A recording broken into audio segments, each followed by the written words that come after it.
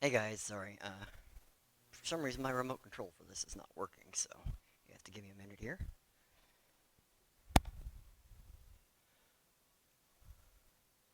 That's the only thing that backs up. I guess I'm doing pretty good.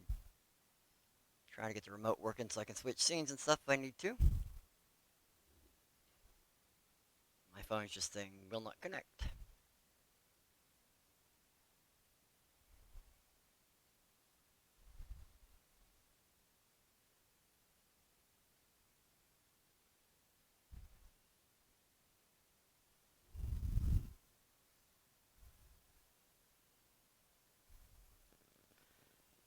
But anyway, I'll start here. I've been doing a little printing finally. Printing some calibration stuff since I lost all my profiles. Give it a minute to reconnect. So, I wonder why chat's not showing up. Guess I'll look at that. Chat's not showing up on my TV. And the desktop is flashing new Marlin onto the order 4 there, so can't really watch it on that either.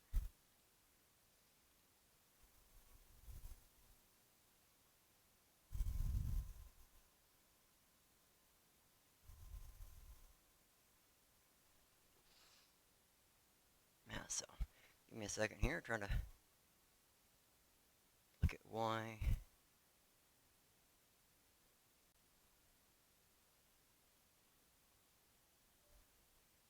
Okay, it's just not showing on TV, I guess, on the stream. Because it shows here.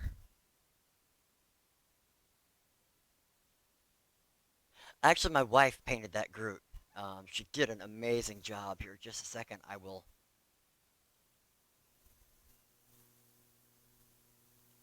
There you go. Give you a better view of it. Little Groot here. My wife painted it.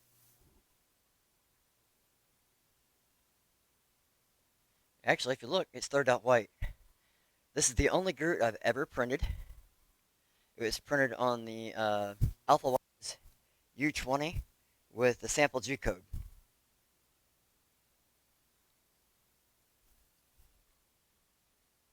So I just thought it'd be something cool to have in the video there. That camera doesn't like the white tape too much. If I'm not careful, it will give me real bad lines. So,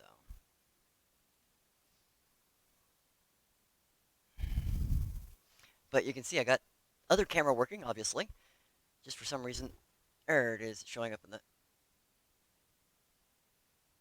on my TV now. Chat is okay. Now if I can just get the remote working so I can switch back and forth like I want.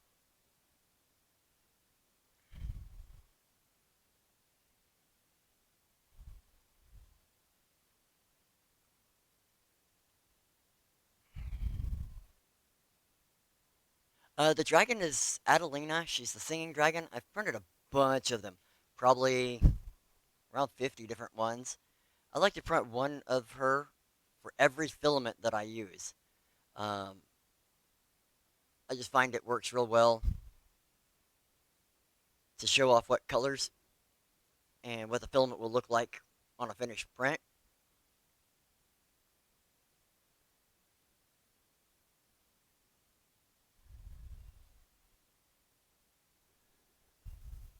Now, it looks like I'm going to have to go to the desktop anytime I want to switch things because it's not connecting for some reason. I'll worry about it a little bit.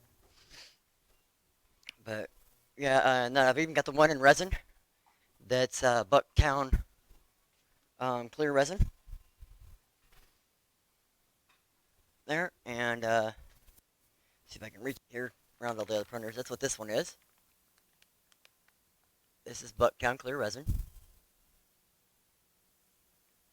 And then this is just really, really bright PLA.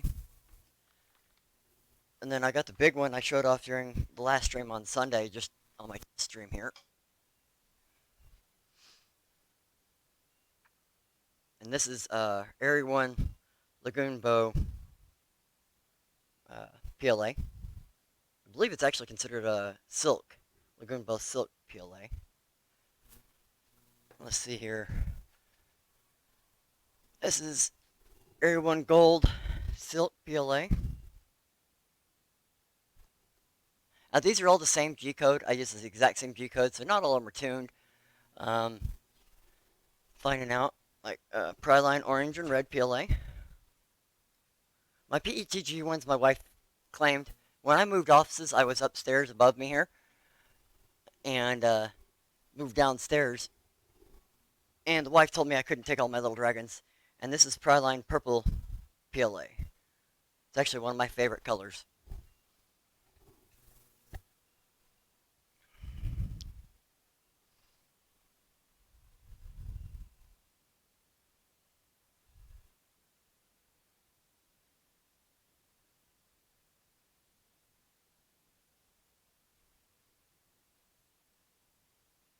Okay, I'm having a hard time keeping up with the chat. While this compiles, I'm going to switch over so I can see what's going on here, hopefully.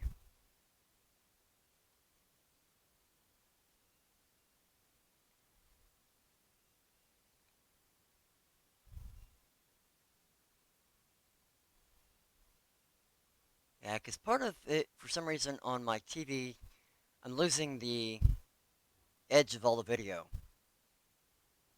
So I'm losing the edge of the chat. I think it's the resolution that YouTube is requiring me to stream at right now. Let's see here.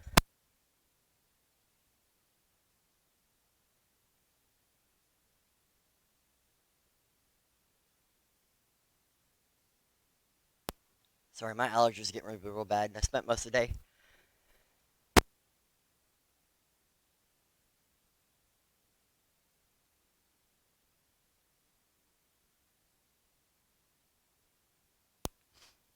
Sorry, I spent most of the day weed eating. So, still got a little allergies acting up. See, all I'm seeing is Tina. It says, "What's the best method for?" So I'm trying to get my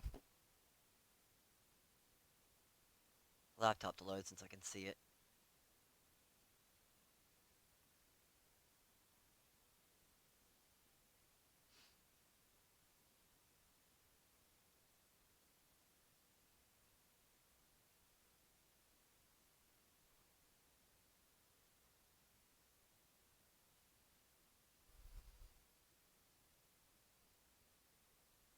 Yeah, for some reason this Arduino is giving us a little bit of a headache here. For Marlin, it's not compiling very well. The for removing the original mat on these printers, honestly, I don't use it, so I'm not real sure. I think you should be able to pull it up, heat it up a little bit, and pull.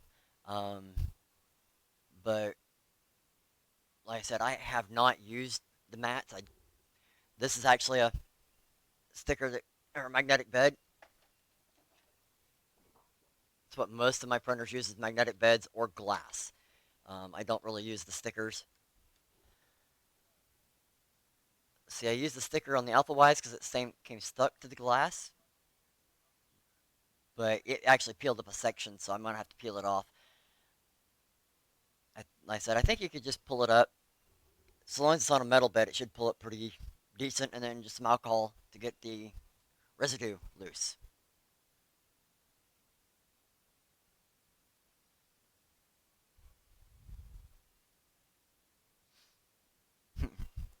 Thanks, Matter Hacker. Yeah, I say it's this allergies, this dust and stuff we've got here right now. I'm in northwest Texas, so and I said it was 95 today, 105 yesterday, and I've been out in it both days doing a lot of weed eating and stuff at my day job. So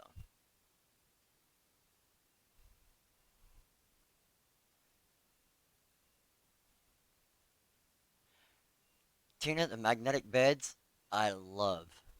Um, I said I haven't used this one during the live stream. We actually used Brandon's PC mat one. This one is a powder coated original, but it's spring steel. I love that. Now, Tronxy's magnetic bed, I don't care for.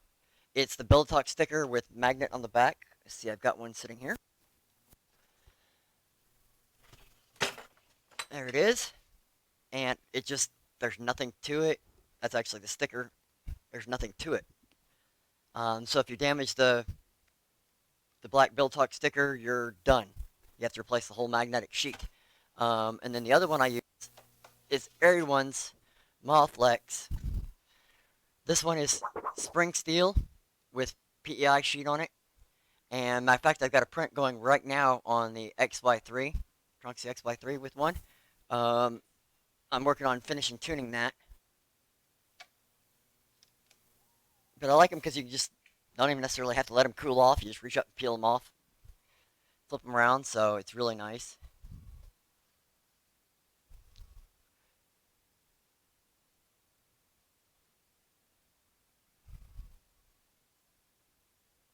Um, like this print here, go to the little camera.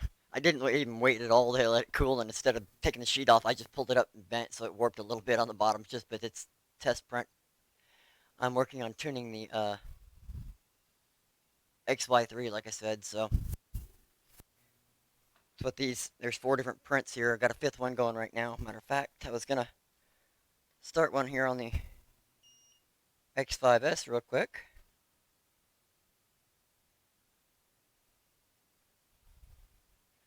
I was going to actually set up a camera on one of these printers that's printing, but the computer didn't want to recognize them, so I didn't bother with it today.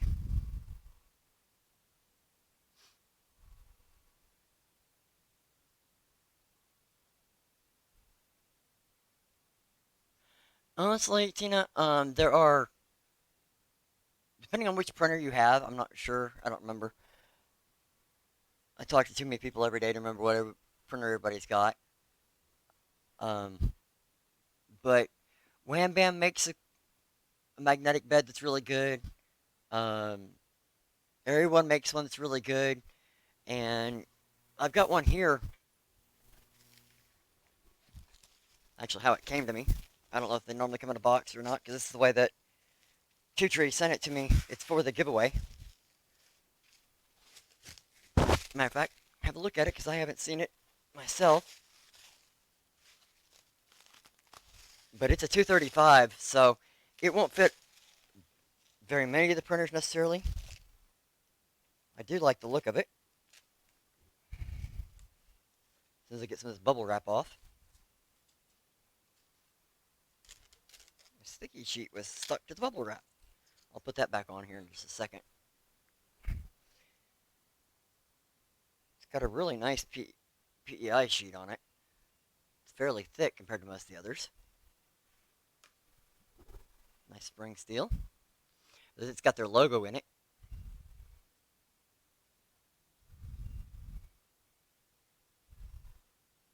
Can't feel it at all, so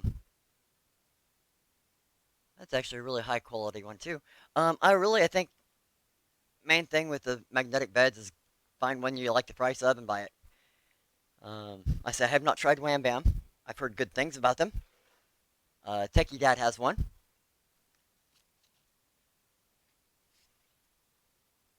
Seeing is it a Tronxy XY2, Tronxy X2. I've got both of them. Um, they're both what 220 by 220, right? So you would need Everyone and Wham Bam both make one of the magnetic beds for it. You need one in that size. I don't know if Two Tree makes one or not.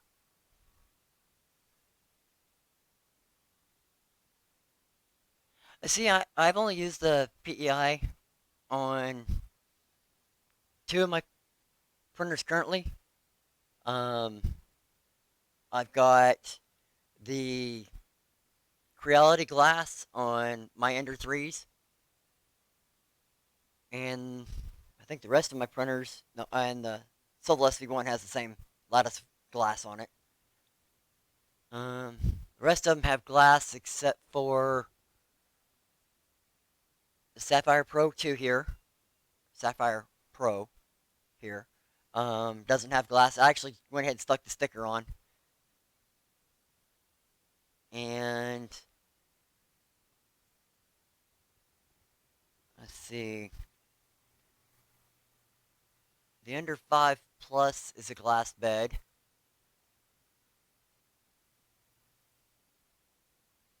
Yeah, the rest of them are just regular glass from either the manufacturers or um, from the local glass shop. If you're finding PEI too sticky, I've been told Windex. Use a little Windex on it. On my glass, you can run into the same problem. Matter of fact, the X5S here has a chip out of the bottom side of it. I flipped it over because I printed a 250 millimeter square that was 5 millimeters thick um, print on PLA that was flat, solid surface, and it pulled a chip out of it because I didn't have enough hairspray on it.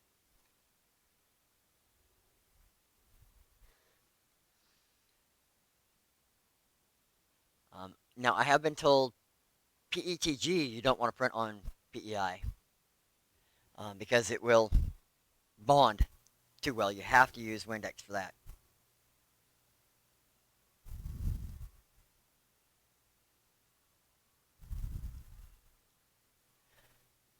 All right, the looks like it does not want to compile. Let's see what it's saying here. Another extension's too long, so I don't know. I'm not the one doing this. Techie Dad's remote into my laptop for me. He's actually already had the firmware and everything, the updates that need to be done. So, but I've got two printers just about finished dialed in now. The X5S, this should be the final on it for dialing in the retraction and everything, temperatures, and it's at 150 millimeters a second print speed, and the uh, XY3 is also, I think I got it at 140, not 150.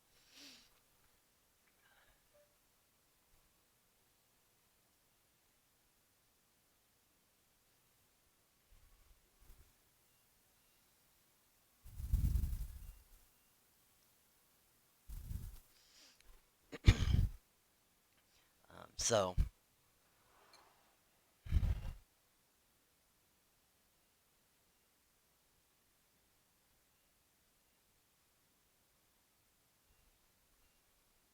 hey Craig, how you doing?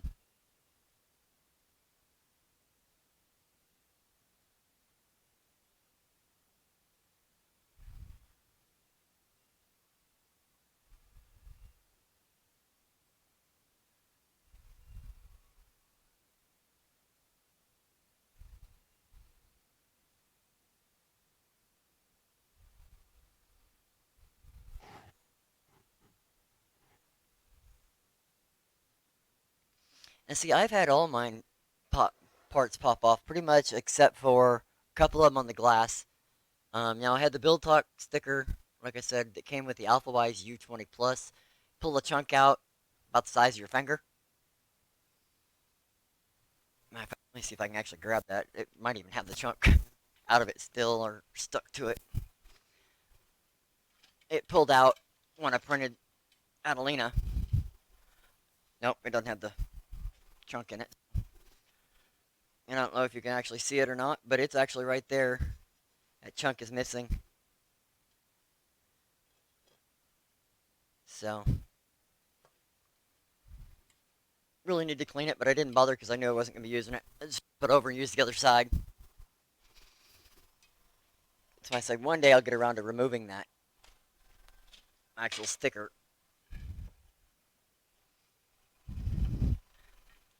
And actually, the last print I did was on normal quarter-inch glass that I took off my X5S 400E2.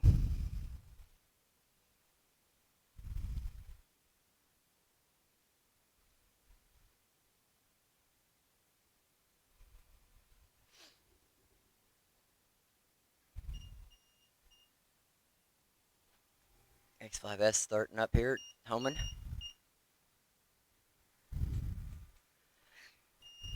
Only downfall is I'm using that bright yellow PLA, so it's hard to show on camera how it's turning out, because that PLA is just way too bright.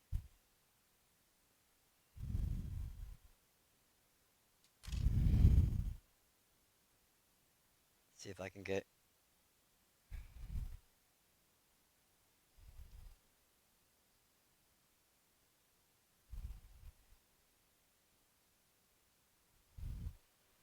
See if I can get it up on camera here.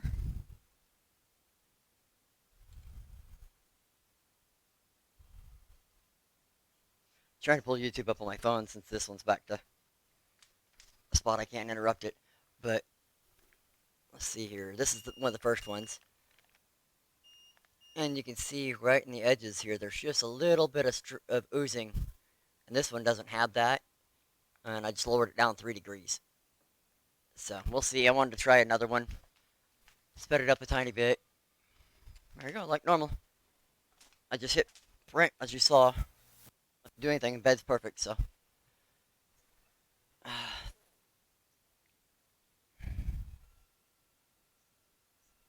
we go.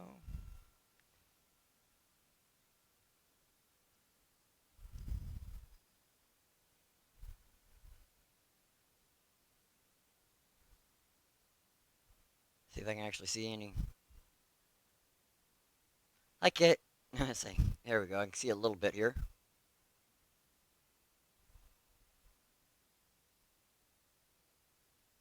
Yeah, that yellow is incredibly bright. I always joke that you have to wear shades with it. It is by far.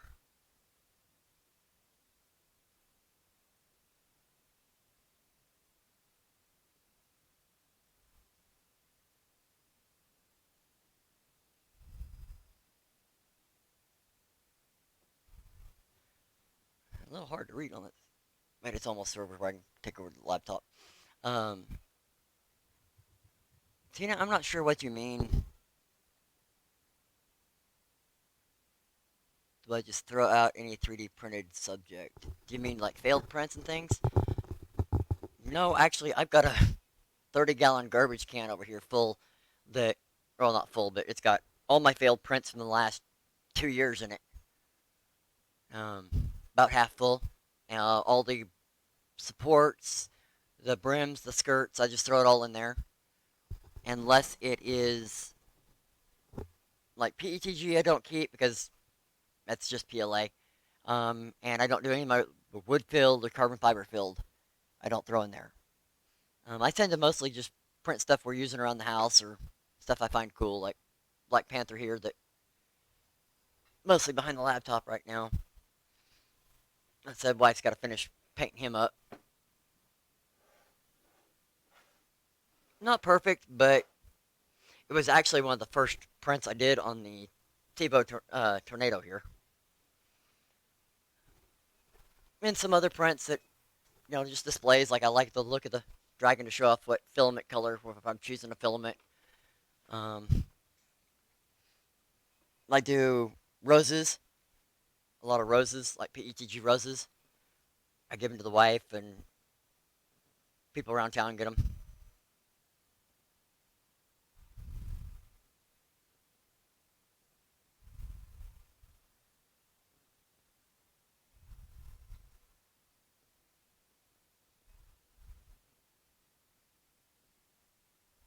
No, actually, none of the masks will fit with the mic on. The mic is actually just a little too far out.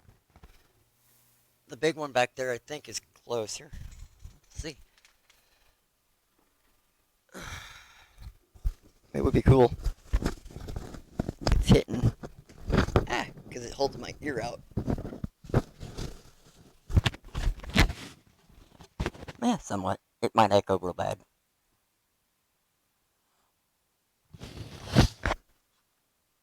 There's almost enough room. If this bump here was out just a little bit further, I could actually probably wear it. It might make a cool option. Now the other one here, when I get the mask done for it, I know it won't fit. because I barely had room. I had to enlarge just enough for foam and everything.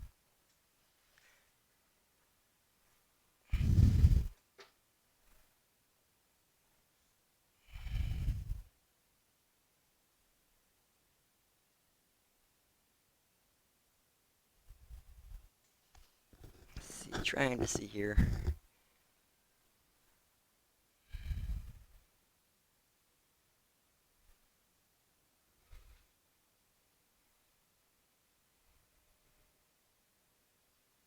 Okay, I'm gonna go over the computer so I can see this chat real quick because I'm having a hard time reading this chat on my phone.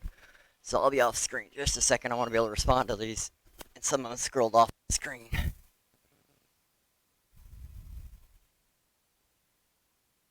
No, you can actually, if you have a question, you can ask.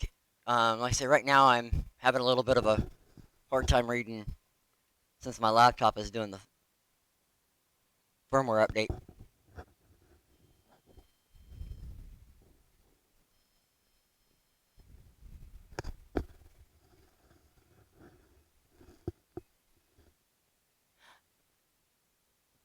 Actually, imagine that's my first full helmet, and it was printed on the Alpha Wise U20 Plus.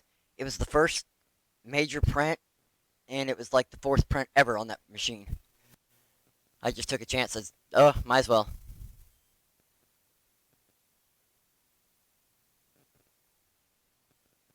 Let's see here.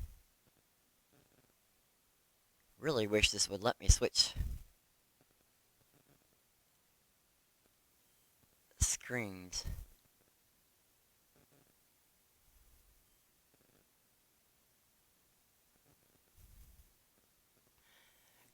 But no, Tim, if you've got other questions, feel free to ask.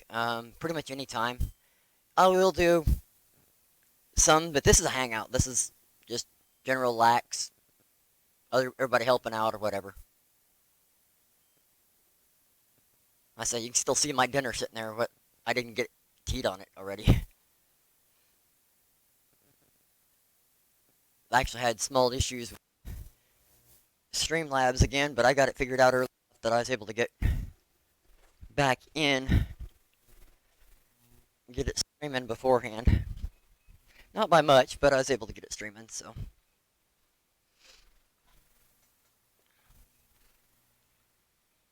Most of the time, like these hangouts, it's always nice to be able to just talk. I say, if you got questions or want help with something, one of us will know it. I say, I'm not that good at firmware. I can do it. Matter of fact, I did the firmware on the old version of the X5S. This is the X5ST now. But the X5S, my firmware has been used, I think it's 15,000 times now. People have downloaded and used my firmware. But like the order here, I hadn't touched Marlin in a while. Most of my printers nowadays, about half of them, are Chitu firmware. And I know it real well, but I don't know Marlin that well. But Techie Dad is actually really pretty good at it.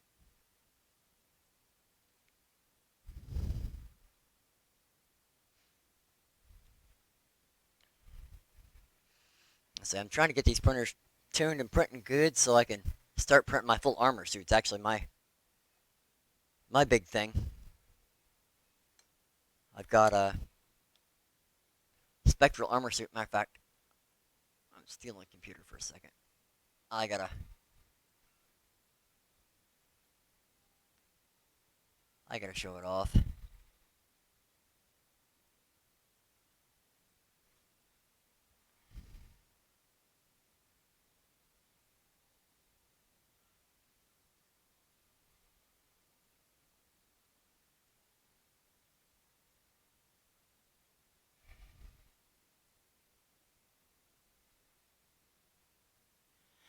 Tia, as far as designs, I have a guy that I know will not do me wrong, so that's what I do.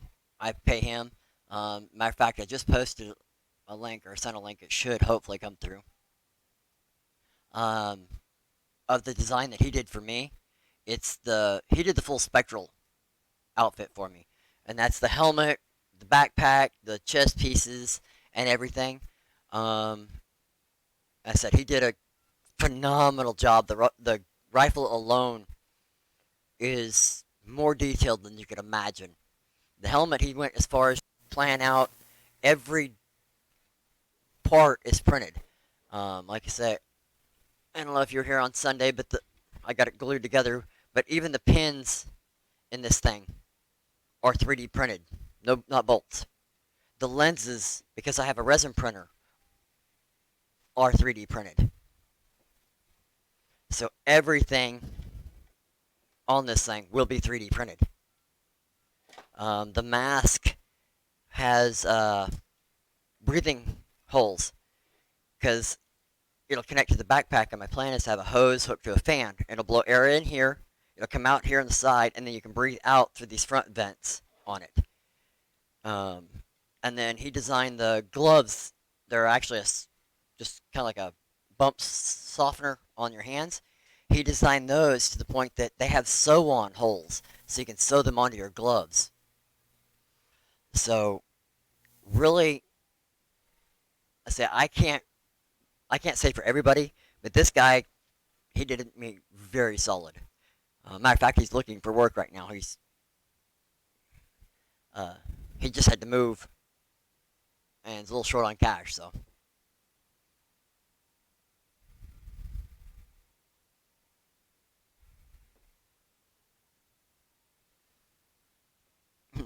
thanks for the reminder there, Rover.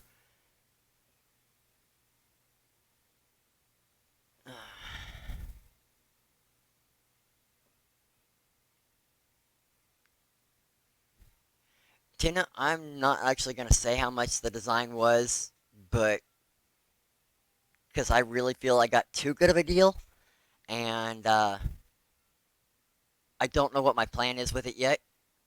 Um, but I was the point that I actually tipped the guy $100 because he went above and beyond. Originally, all I asked for was the helmet, and most people quoted me about $100 to do the full helmet.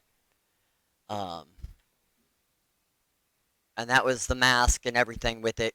Now they wouldn't have probably done. They would have bolted up the lenses or the glasses, goggles, and the lenses would have been just plastic instead of printed, more than likely. But this guy did the whole outfit for less than I would have had to do the helmet for. He's actually doing another suit of armor for me. I'm gonna probably have him do Destiny 2 armor. Um, for actually, it'll be a total of 4 suits. It'll be one for me, one for my son, youngest son, one for my wife, and one for my daughter.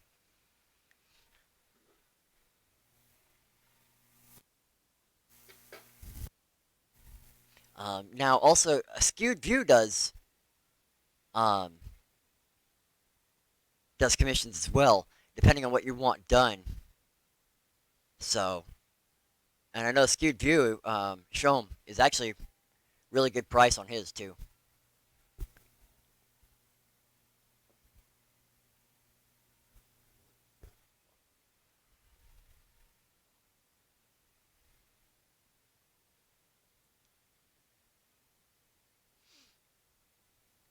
I'm actually these before I started putting my hands all over them, before they're completely cured, and I haven't done anything to it. This is straight off the printer. Um, really wish I could switch from over here so you can see it easier. Let's see if this will show up. But you can actually see details and read the book through it. Hard to see with all that colored, but you can actually read through the lens. Right now, like I said, it's really foggy, but that's straight off the printer. I originally had sanded it, or the other one, I sanded and dipped it back through resin, and that was before I actually got a curing station at all set up.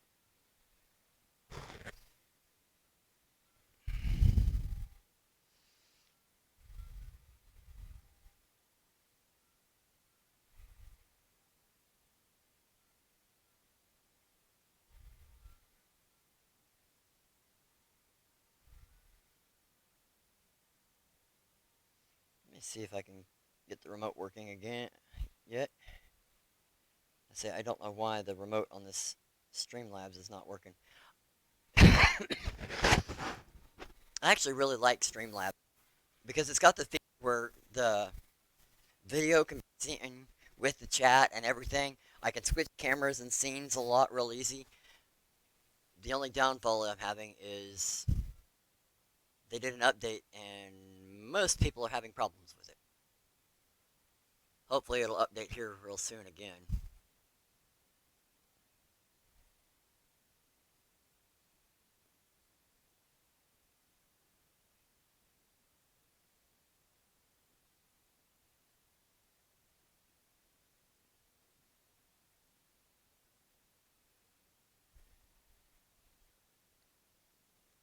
It's acting like my phone is not connected to my network. Well, now it's not. Go figure.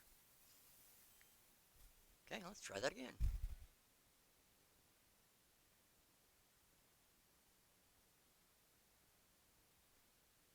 I bet you I'm holding that dang phone upside down.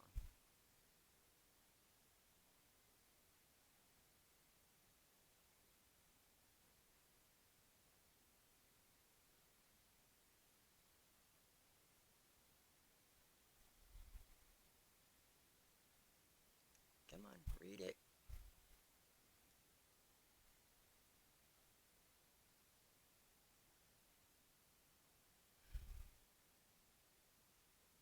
Later, Craig.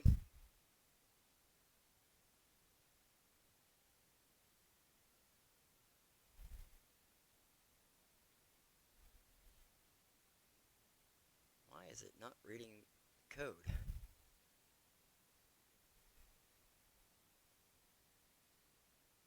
Weird.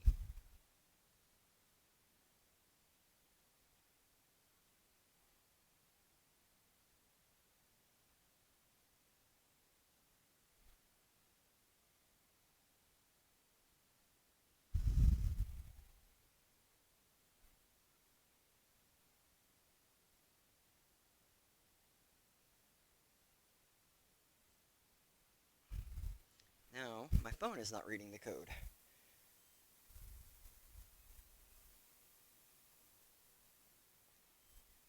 So is anybody else printing anything cool right now? Say my stuff isn't very cool that I'm printing. It's just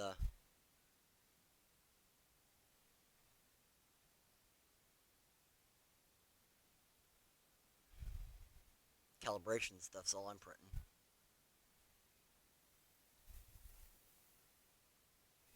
Hmm. I don't know. It's still not connecting. What a pain. Okay, let's pull this print off.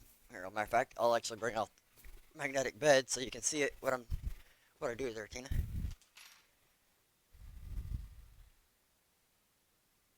My phone will connect so I can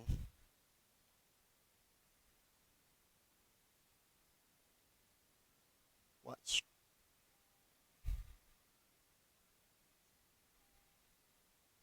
There it goes. Okay, but it's on here. You can actually flex it right off.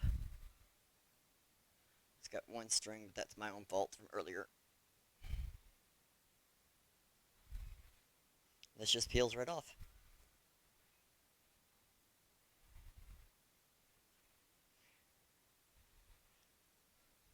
This one I'm not having any problems, the XY3, with getting the tune right. Go in the garbage can. There it goes.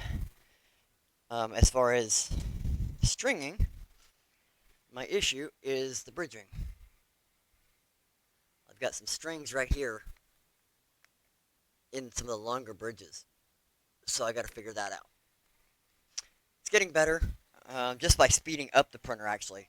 I'm probably just a couple of degrees too hot, so, and rather than slow it down, or cool it down, I speed it up.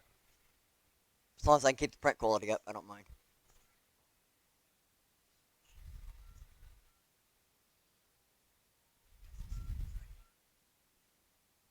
But it looks like I'm gonna have to cool it down instead of speeding it up more, or turn up extrusion or the extrusion multiplier a tiny bit because I'm getting small holes for under extrusion. So,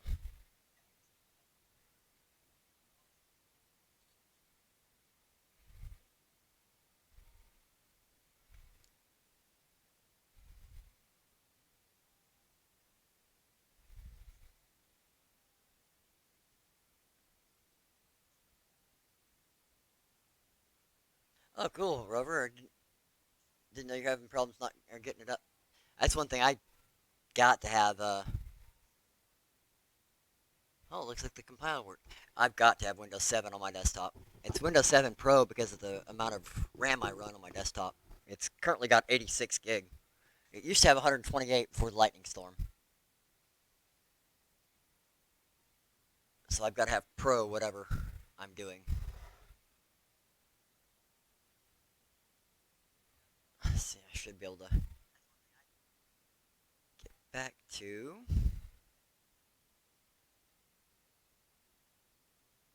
being able to use my laptop to be able to see what the chat's saying.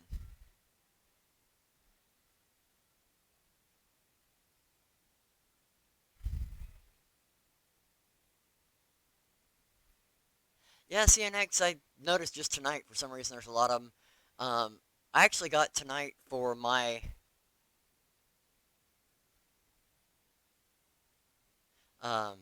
schedule for weekly thing off of 3dtalk.xyz. Josh from uh, Alien 3D has that site set up with people's schedules and stuff on it.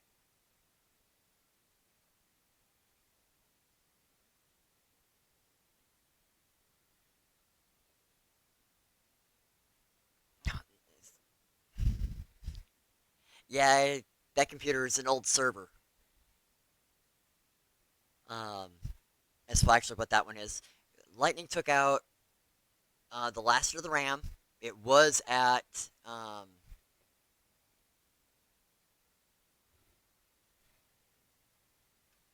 it was at 128.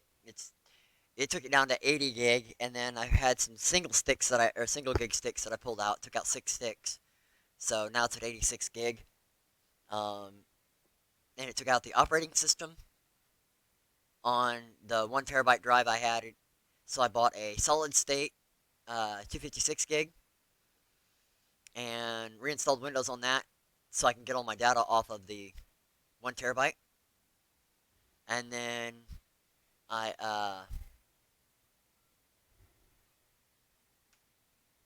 um, replaced the two processors. It's got dual processors. It had two core 2 gigahertz processors, and now it's got two 4 core 3 gigahertz processors in it to get it running top notch. That's actually what I'm streaming off of right now, and I think it's using like maybe 4% of the processor and 7% of the RAM. So, and that's with Streamlabs running. Um, Chrome's got two different windows with about 15 tabs open. Um, Simplify 3D is running. I think there's something else running. Can't see it all from here.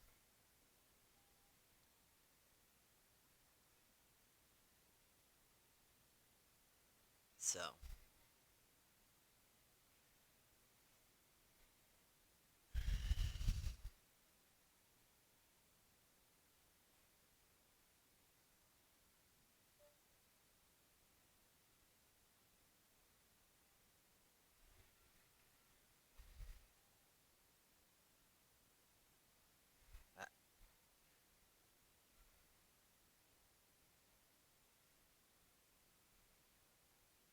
I didn't have the printer turned on, so.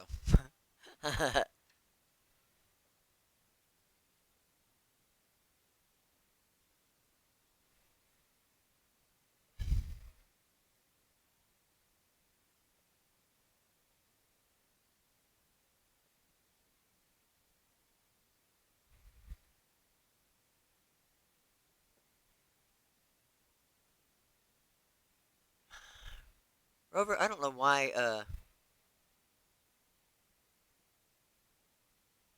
you're being there. See if that helps. Why you're being blocked? I think it's because of the link in it or whatever.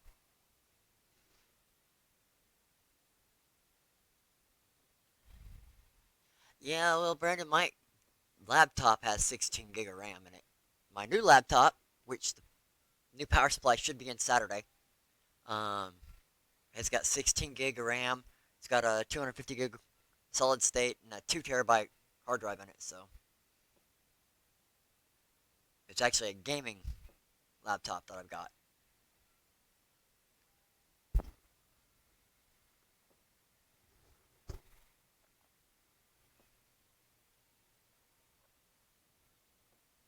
So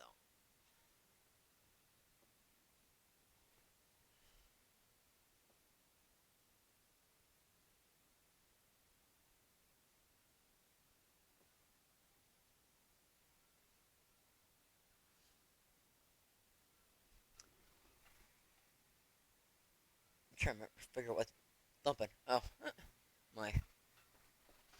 I use a dry box I designed on most of my printers for PLA. Well, I try to. We're actually running out of them, and with all the printers set up, I don't have a whole lot of spare room, so it's thumping a little bit. I'm gonna add a drop of oil here. I actually oil my filament with a small piece of paper towel and a paper clip.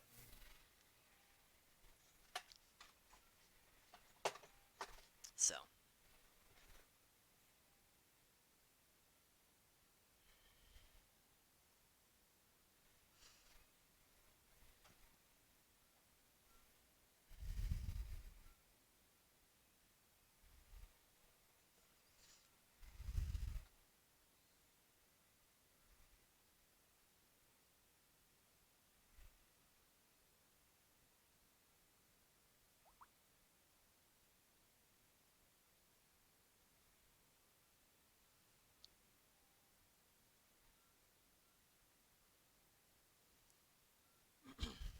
I'm letting Brandon know I just fixed the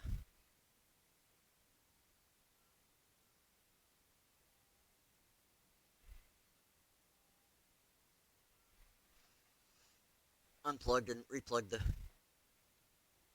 printer in here. I had hoped to be already had that done, but I had compiling errors, so it didn't like my version of Arduino.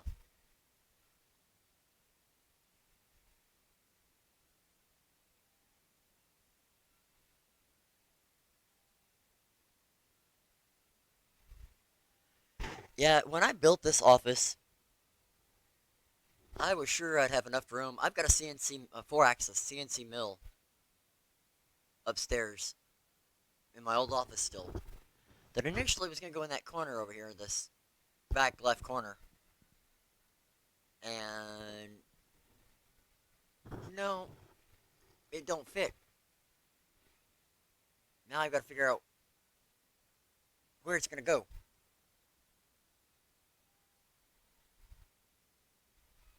Because as is, I got a A1 Thinker V2 on the way. It'll be here Tuesday. And I'll be recording a video because it's the beta. They want me to wait to release the video until final production. um, but it's probably going to go over next to the Ender 5 Plus. But as is, I've still got another printer here in the box, and I've got parts for one I custom designed right here that I have not had time to finish manufacturing the parts for, or designing all the parts for it. So, and that one's so big, it's going to go on the floor underneath the table over there. I mean, this is the bed.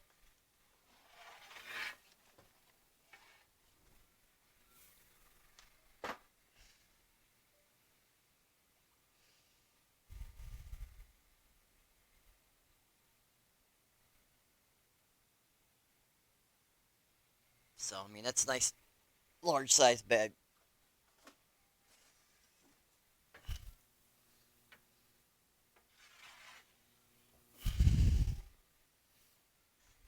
So,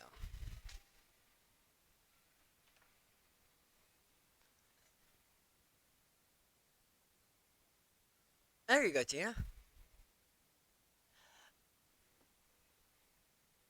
You know, Tina, I just dawned on me who you were from talking with you earlier today about your printer.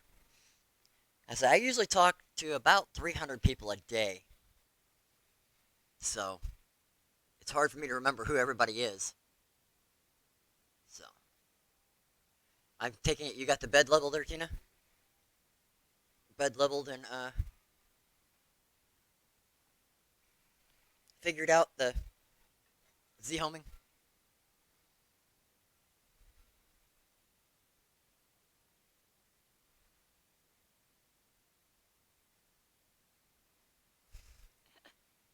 There you go, Tina. You'll get it.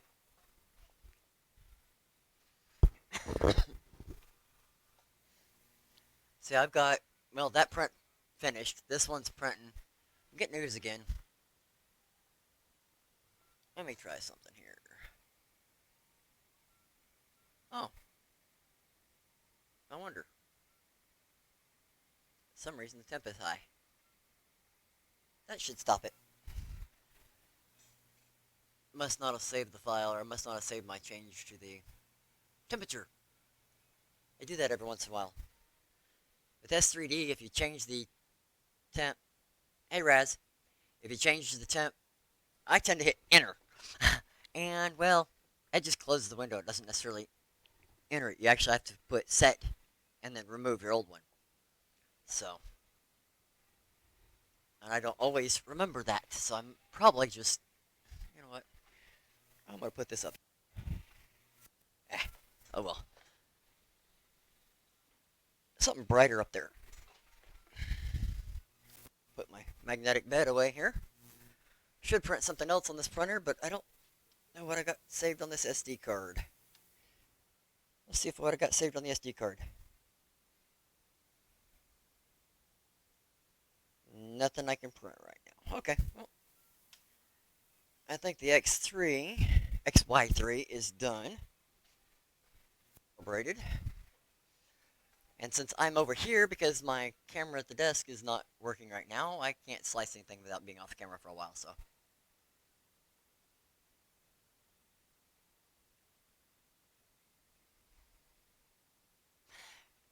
You know, Tina, that's about the way I tend to do it. I do things a lot different than a lot of people say to do it. Um, it's like I posted a picture on Twitter earlier, I think it's yesterday, of that exact bed I just took that print off of. It still has dust on it because it sat here for 2 weeks because of the lightning, and I didn't use it 2 days before the last stream or that live stream, 2 or 3 days. So all the dust just kind of settled, and I didn't even bother wiping it off, and I went straight to printing, and it worked great. So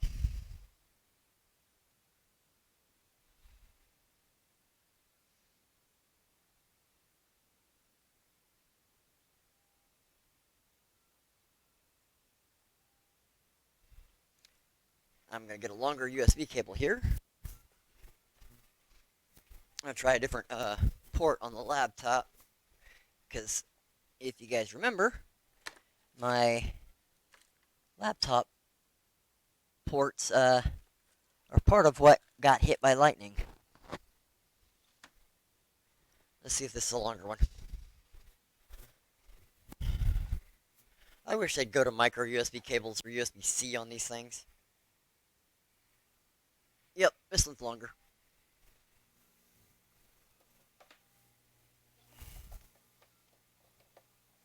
To me, I think all printers should be USB-C or one that's a little more commonly available.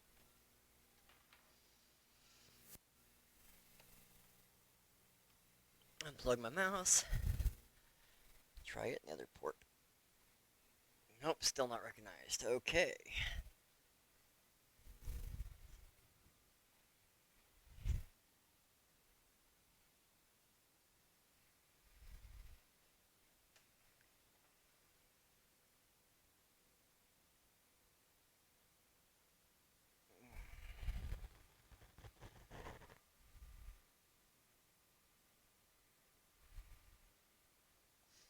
Yeah.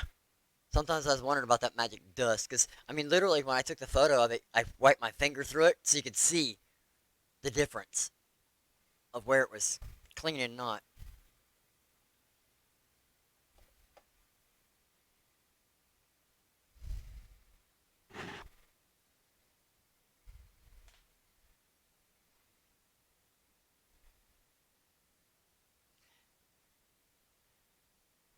I wish they would switch to one USB, but no, it's still not recognizing this device. Drivers installed and everything.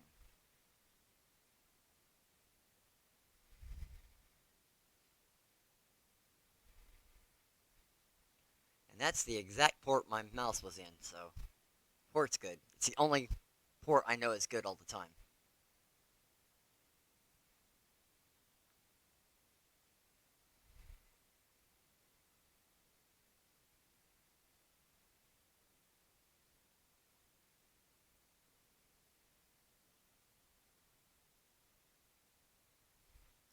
Honestly, Tina, that's a personal choice. With the X Bike 2, um, you could almost just reach back and manually turn the lead screw up a little bit. I've done that quite a few times. And then just adjust your Z offset, because the X Bike 2 Chitu firmware does not have baby stepping on it. It's one thing I've asked them to add, and they have not done that yet. So,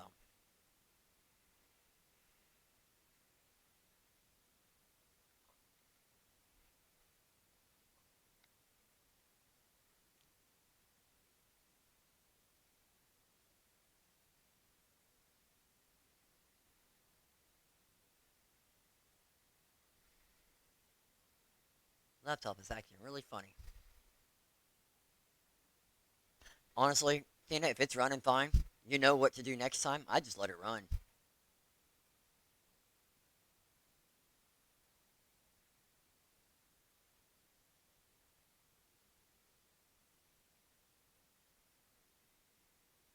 I mean, I don't bother. Most of the time, if it's not something, that has to fit exactly, meh.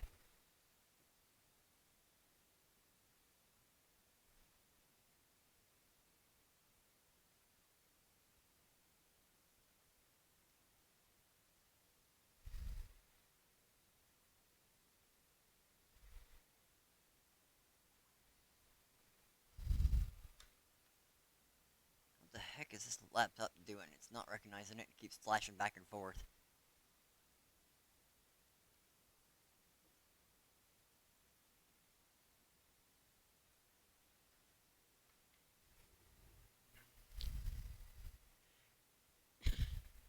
Okay, you want to talk about odd? This says it's got a USB hub 8 port on it.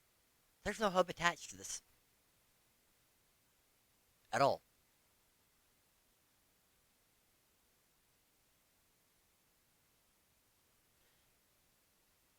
That's crazy.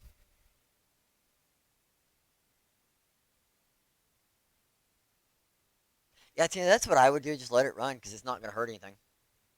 I mean, if it knocks it loose, you know what caused it. You can go from there.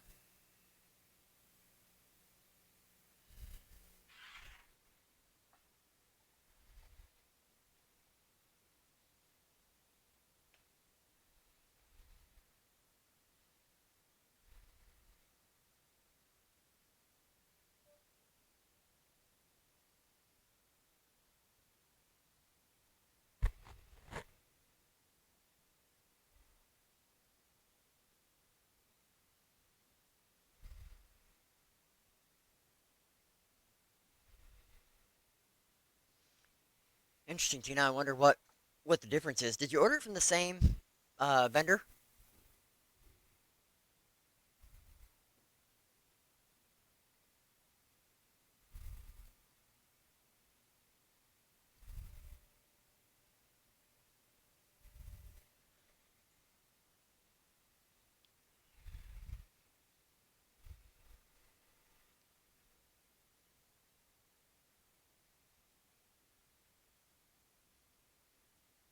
I mean, I don't know if you guys can hear this.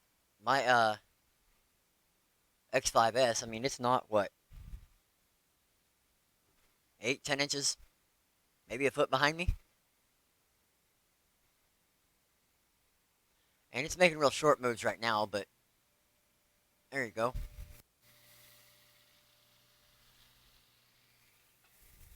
That's 150 millimeters a second, so that's pretty quiet.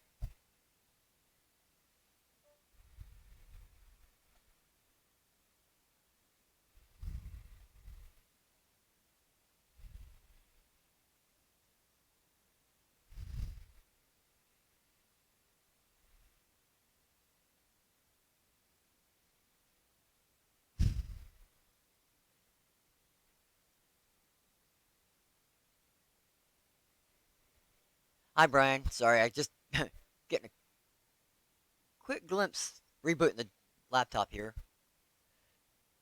because it's having issues recognizing the printer. So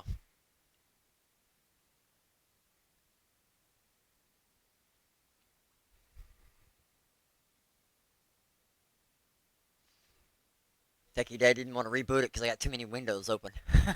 Oh well, reboot. Nothing that important. It'll come back up. Be different if it was my desktop because we're streaming off of that.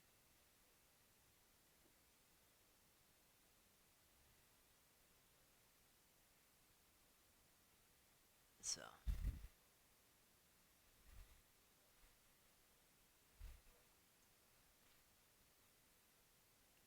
tell you, I upgraded to solid states on both my computers now, and I like it much quicker. Desktop boots in 41 seconds. Then again, 8 3 gigahertz processors and 86 gig of RAM in a solid state. It should boot pretty quick. But the only thing left to upgrade on it is a better video card, and I want to go dual monitor, or new dual monitor. I want to go curved. Thinking right now I've got a 29 and a 19. Paid $10 for the 29-inch monitor, and 19 was free. But I think I want to go with dual 29s or 32s curved. Make it a little nicer to sit at. I've got them mounted on a single mount to the desk. That was one of the few spoil me items in the office when I built it.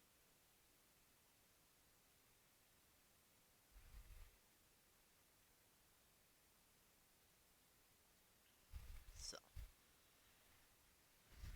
let's see. This print is probably a little bit late to adjust temperature. 98%.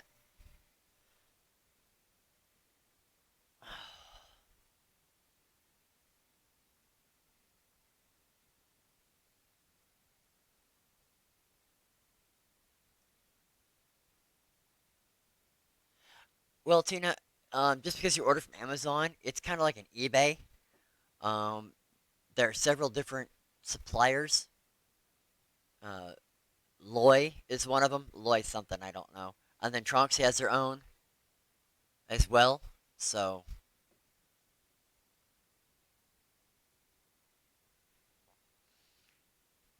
if you look, it usually says who the vendor is on the listing.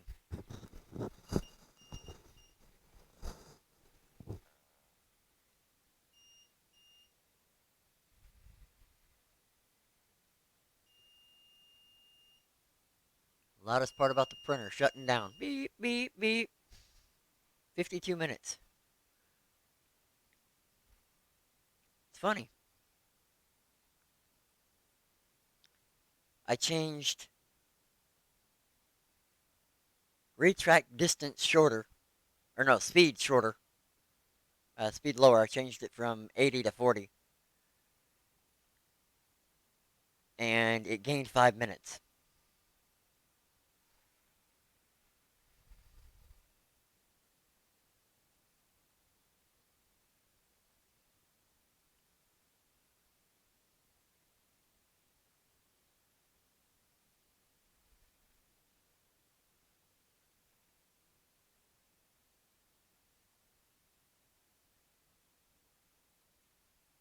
Well, Tina, when I ordered my X3, my very first printer, it was supposed to be the newest thing out was an X3A. It came in as the X3, and I'm glad I got the X3 after a little while. I figured out what a pain auto level is from all the stuff I was reading, and researched and decided it was not worth it.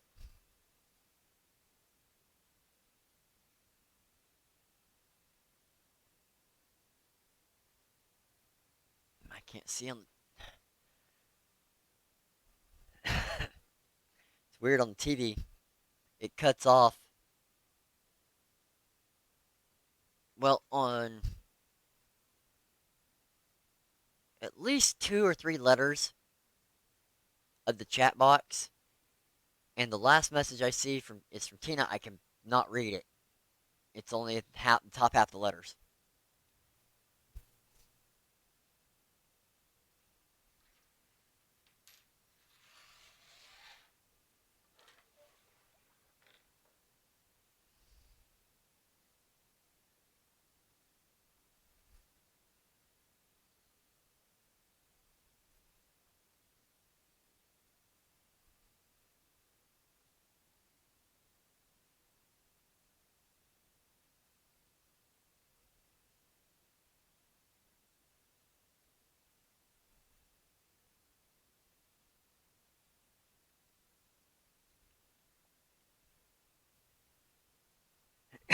I'm gonna start Explorer back up so I can see the all the chat. Dang it! Learn allergies.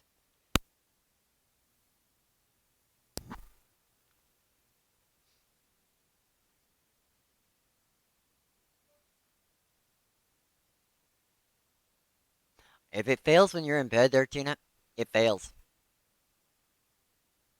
Honestly, it's not that big. Um, I go to bed, sleep through. I mean, let's see. That was 5 days. The helmet. Black Panther was 4.5 days on one and 5 days on the other part. The Big Adelina was 4.5 to 5 days.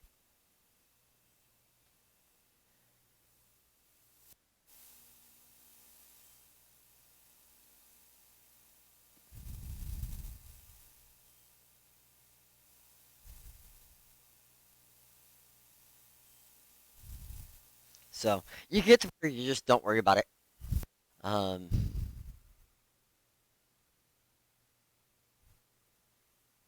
I mean, for a first print, I wouldn't worry about it if it.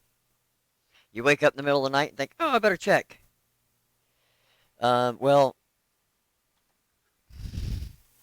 I hate to say it, that took 500 hours because it looks like crud. Yeah, Mad Monkey, I agree.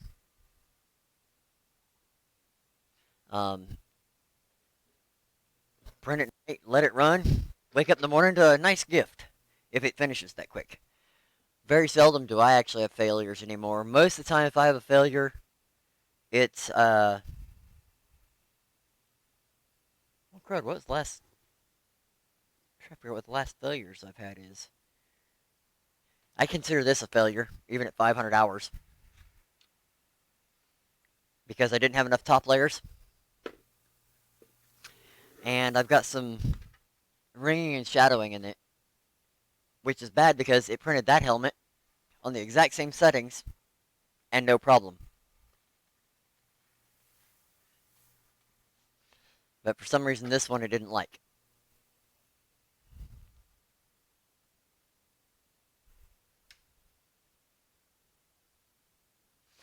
Yeah, Mad Monkey, I actually got a Creality 3D View camera.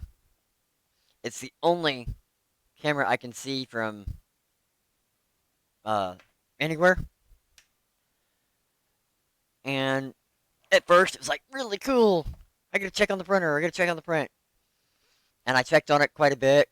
Heck, I was out of state for 2 days during Adelina's print. and I just checked on it once or twice a day and left it.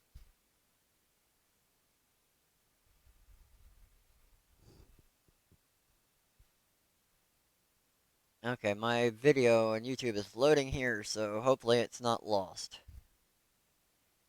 That's what it did last time.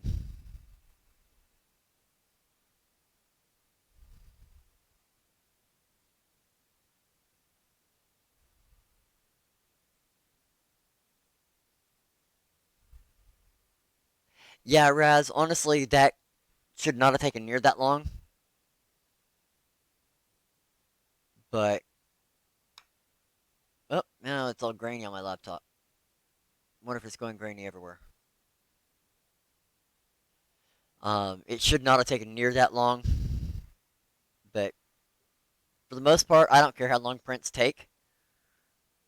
I just hit print and walk away.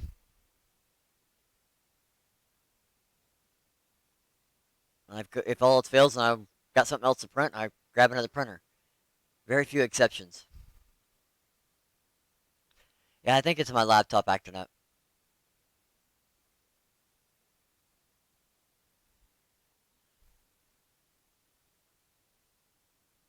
After all, this is the laptop that got damaged on with lightning, so I don't doubt if it's that.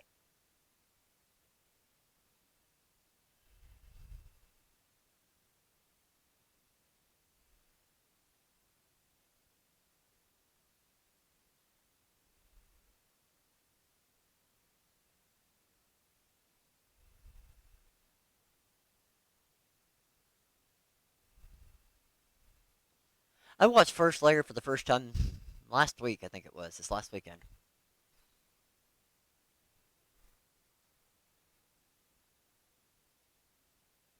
So, but let's say I've got, well, when I get the new bed for the Tronxy X5S 400E2, I'll have two printers set up and running with the 400 by 400 by 500 print area.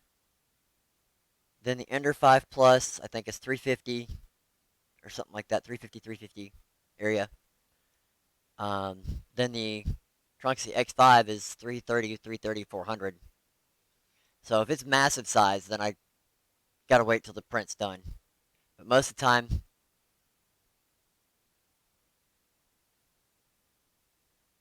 I don't worry about it.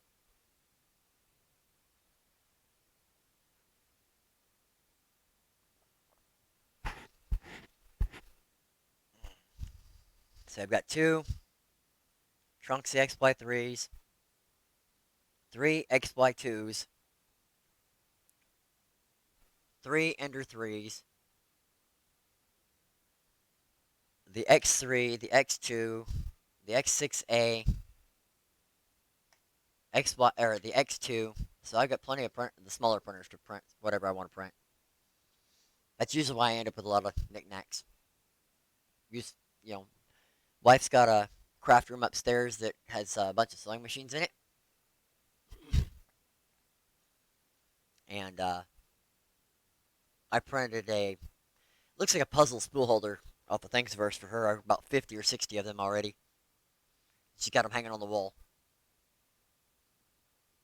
and then a bunch of the dragons I print, Adelina's. Now I've got a few masks printed. Actually, that's one thing I hadn't.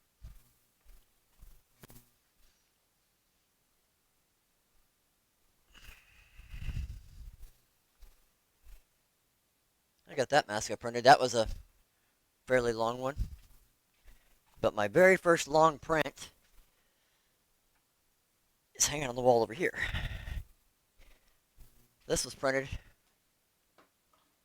out of some eBay ABS on the X3. It took 4 days, 4 hours, 50 minutes, or something like that.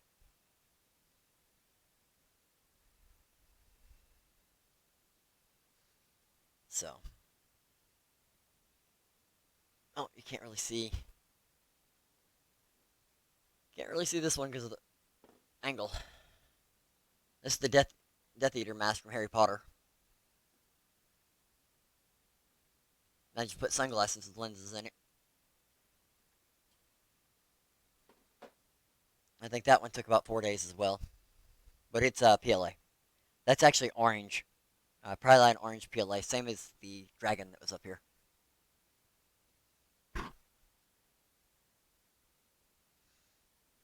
Thanks, Brian. That actually, like I said, it was one of my favorite prints when I did it.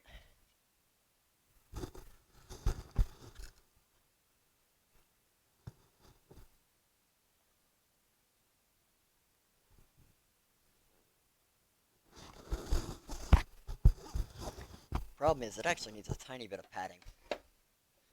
I never did that. Put some elastic on it and glued some sunglasses lenses to it. But it hits right at the eye line where the sunglasses are at, and it's all the way against your face because of the elastic.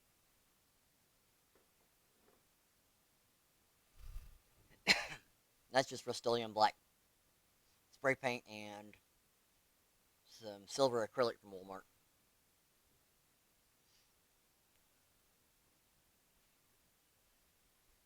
I said this was my first major print. At the time, I was printing mostly ABS, and everybody says you can't print it with open enclosure or without an enclosure and stuff. And this is open air printed, so currently do not have a enclosed printer. Actually, I'm actually probably going to get the enclosure for the Sapphire Pro, or yeah, Sapphire Pro. But like I said, I don't have one yet. I may enclose the Ender 5 Plus because it's pretty. Looks like it'll be pretty easy to enclose. I don't know why, more than just because I can.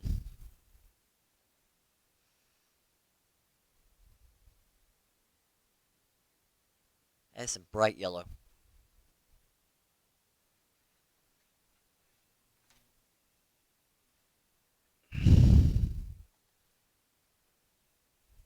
Something is up with my laptop.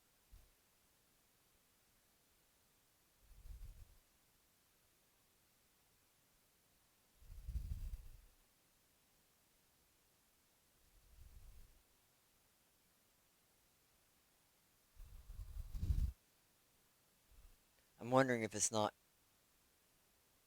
my internet connection right here. Because it's a little bit different than over there.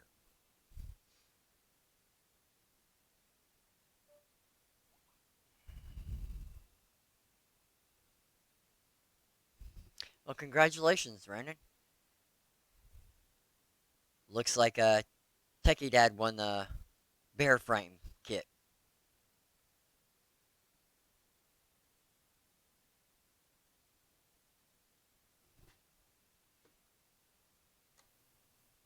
So,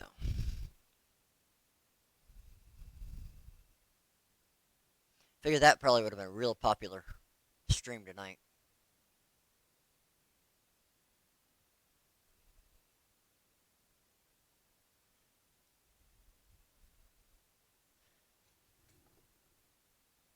Yeah, and like I say, for those of you that don't know, that is my book that I wrote.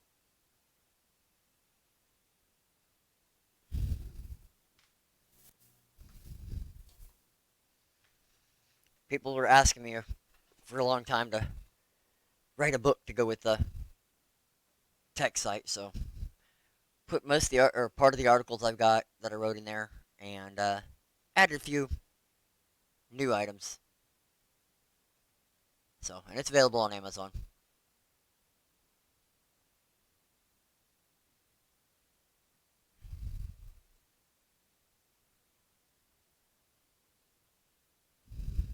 So, Tina, you didn't say what you're printing. Anybody else got anything else printing?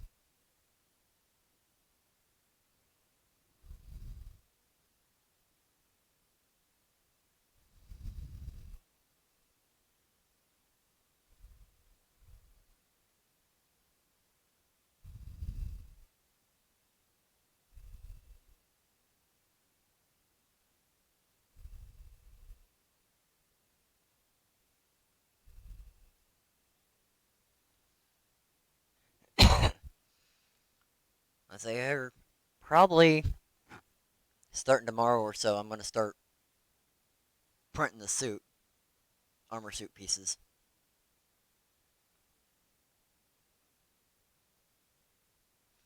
Oh, I didn't know you left, Tina. I'm sorry. I must have missed it. So what are you printing, Tina?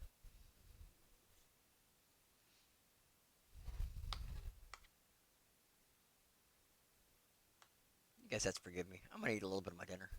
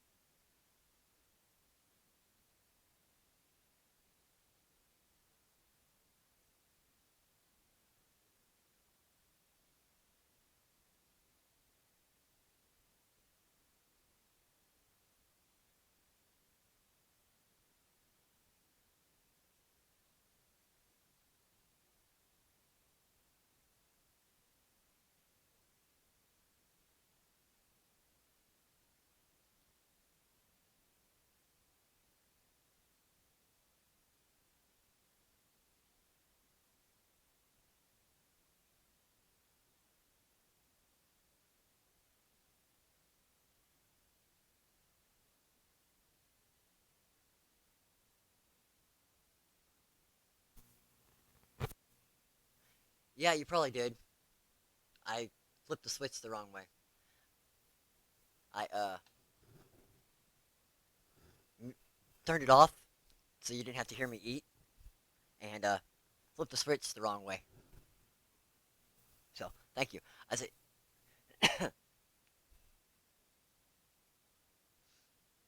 no, I don't. Stellantina, I do not adjust the offset myself. All my printers, I adjust the home.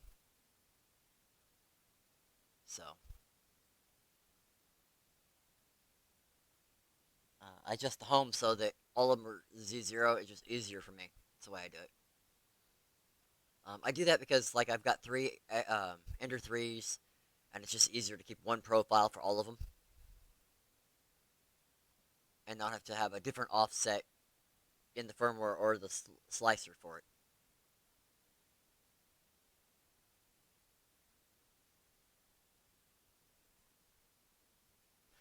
Tina, if you're getting a little stringing, um,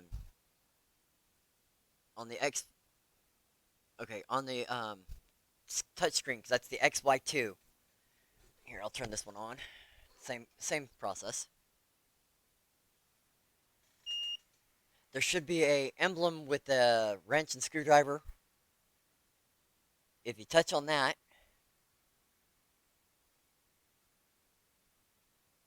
um, we should bring up the adjustments you can do.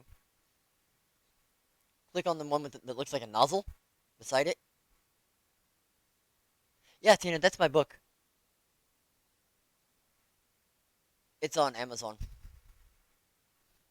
But if you click on the one, it looks just like the tool emblem on the boot screen. Lower your temperature on your hot end about 3 degrees and see if that helps with your stringing. That's usually what I do. Is start with 2 or 3 degrees at a time.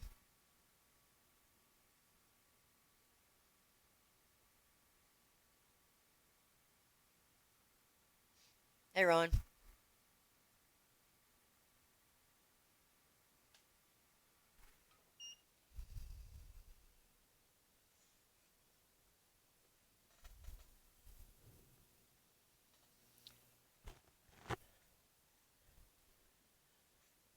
Hey, see you next. You seen my SVO1 where I moved the filament sensor? And I did talk to Silval about it. They are changing the filament sensor um, location to like this in some of the future models. They just had to order the parts come in for the other, so it'll probably be another run or two before you'll see it, but it will come out.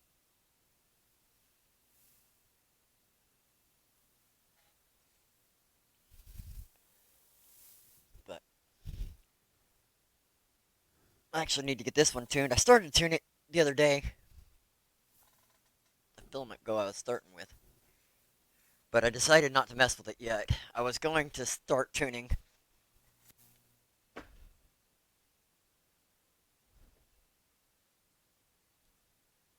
its Tronxy TPU.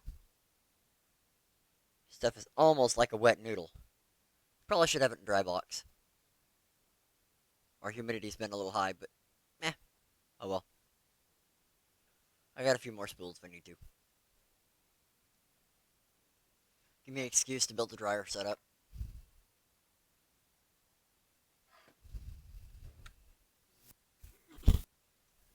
That's a spool I was actually given, so I don't know how old it is or how long it's been open.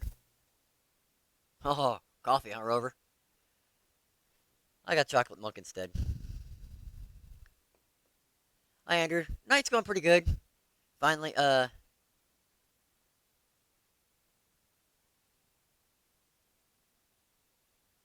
finally got the stream working on time this time, and a few issues like my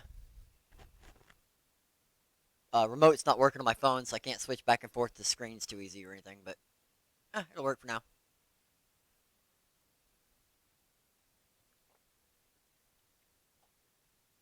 Yeah, Tina, if you set the slicer, you got or the printer to 215 or to 190, it wouldn't matter if you're using the pre-done G code because it's already got temperature set in it, and 190 is cold to be starting with. Um, Point in case, I don't have a single printer here that prints under 208. This was just printed at 215. This one was printed at 218. This one was I didn't can't write on the black ones. I don't have the colored sharpies. This one was uh 208 at 120 millimeters a second, 140. This one is 208, 120 millimeters a second, and I pulled it off the bed when it's still really hot. This was 213, 218, and I think that was 218 as well, but I adjusted the retract distance. So most of my printers print between 208 to 213, all the way up to 218, depending on the print speed.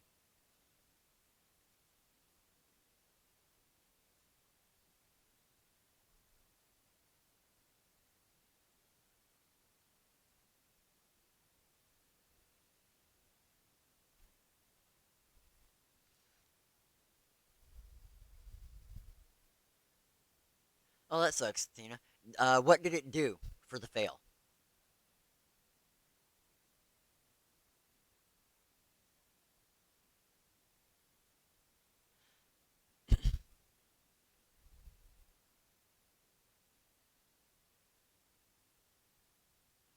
I usually do 55 on the bed for everything but ABS. 1.7 on the retract, 10 millimeters a second. See, I was at 2 millimeters. This Dragon was printed at 150 millimeters a second, 2 millimeters of retract at 80 millimeters a second. And this thing turned out amazing to me, considering it was the first print that I sliced. Other than where I broke it off from moving it around and handling it like I am right now, over the top. This thing, the detail, the mouth and stuff, I can't tell what this thing's seeing right now, is really, really good.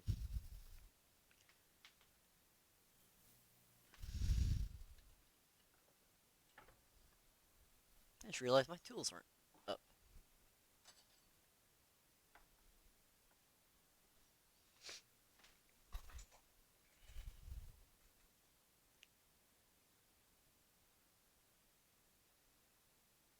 No, I don't know why it did that. I'll fix it when I get done.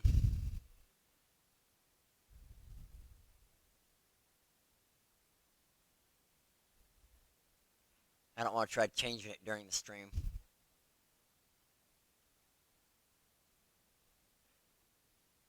It probably went off of the old one for some reason.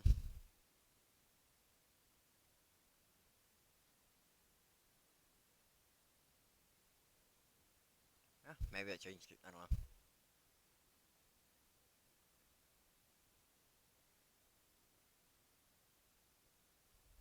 Thanks for pointing that out, Sean. I didn't. I hadn't even watched. Up there, it fixed it. Cool.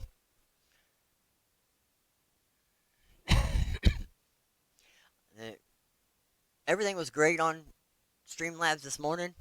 Came home, it worked great, and then about half an hour early, I was going to start the streaming soon.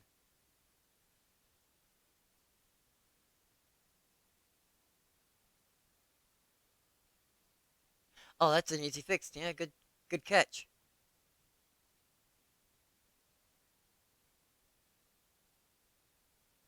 Thanks, Brian. Yeah, I say I'm probably gonna wind up doing the giveaway on the 28th. Yeah, or 21st. On 21st. Um, but I'm gonna stream like this every Wednesday for now. The goal is 6 to 9, but I may not go that long, depending on how busy it gets and how much people want to talk and all that.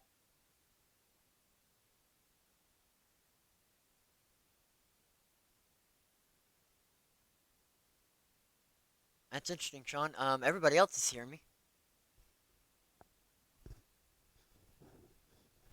This laptop's a 17.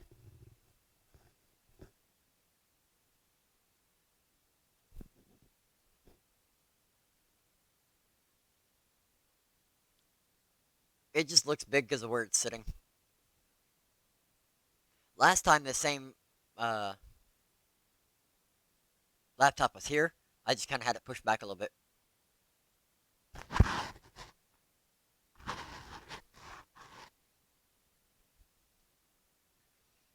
My new laptop's sitting over here. I can't wait to get it. It's right here. I'll go grab it. I gotta show it off. I say I had that one 9 years, so it's earned retirement. Lightning took it out. Got some stuff on it. Just had stuff sitting on it. Come on, feet, work. My new one's the same size, just a bit thinner.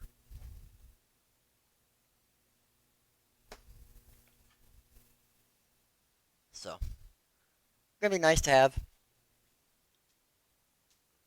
So I just gotta wait for the charger to get here since I bought an open box.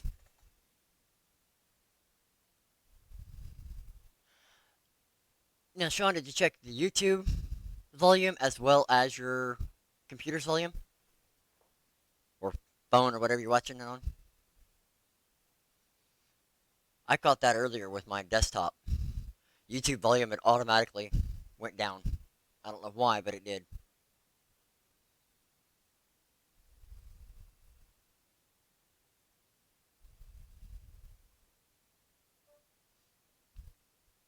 Hi Thomas, how you doing?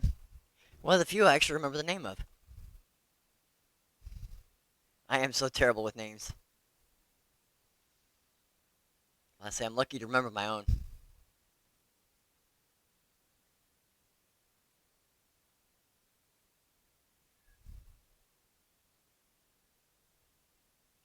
So,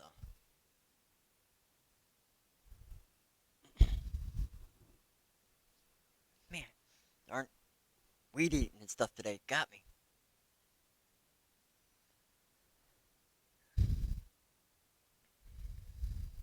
I say other than a few prints for the last 2 days, calibration, I have not printed anything yet. I say I hope to start printing. I want to make sure I get them all dialed back in. Then again, I had the X5 dialed in and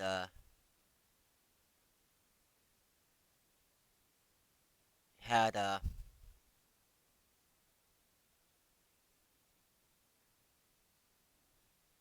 I changed the hot end to a titanium heat break, all metal, and I changed to a Capricorn tubing and a BMG extruder, and I hadn't retuned since.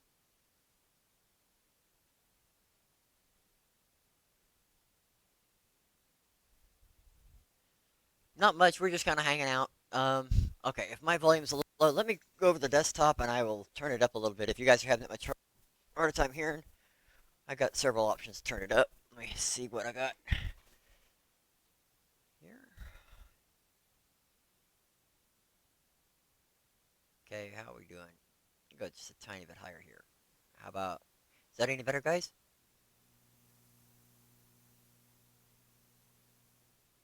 Looks like it's getting a little background noise. Let me change the other adjustment.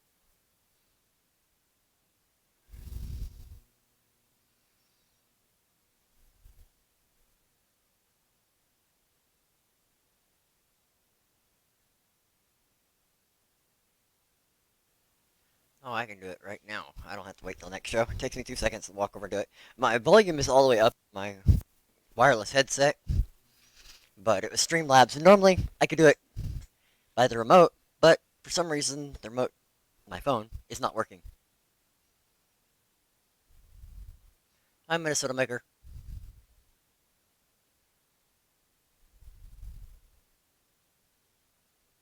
Actually, this is a two-tree BMG extruder. Same one got for the giveaway. The giveaway here. I got two of them sitting right here.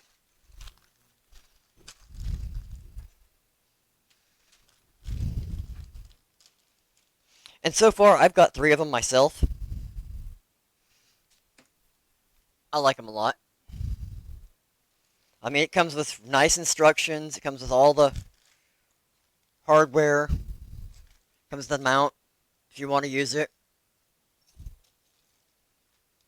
Matter of fact, I think I didn't use it on that one, but I used it on.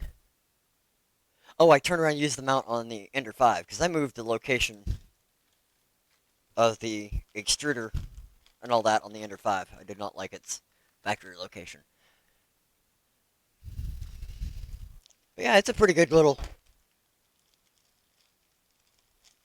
BMG, so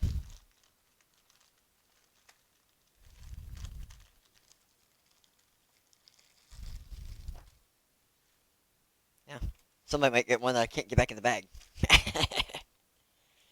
Ah, well, it's new.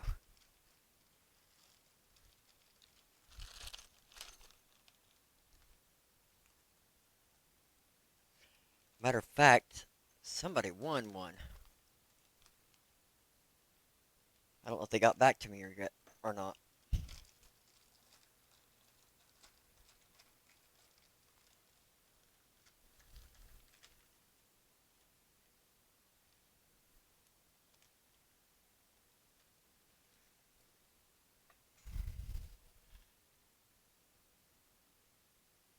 So I don't know who won that. Top of my head here. Luckily, I keep track of everything. At least I try to.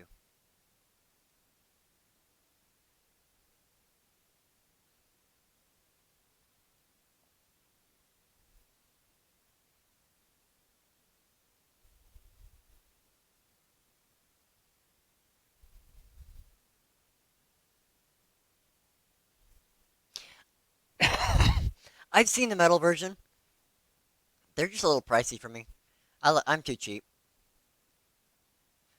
I spend my money on printers and filament.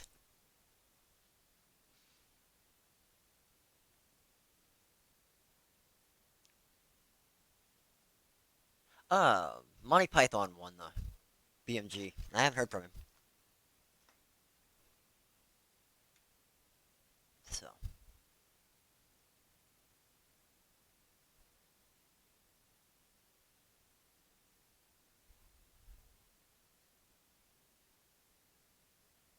honestly, Tina, you saw me shut that one off. I usually don't, but depends on the temperature you're running at. If you're going high, for the uh, throat you're using, if you're going, for instance, on line throat, and you're up above 240, 245, you might want to. But really, I'm not. I don't worry about it.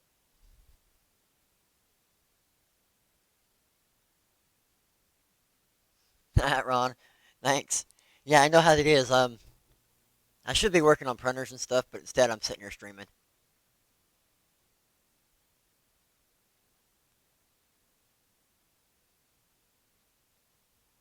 I'll say I've got a ton of printers to tune. I've got the palette 2 to set up. I've got a printer to finish building. Well, two to finish building. And I got to do firmware for the Ender 5 Plus.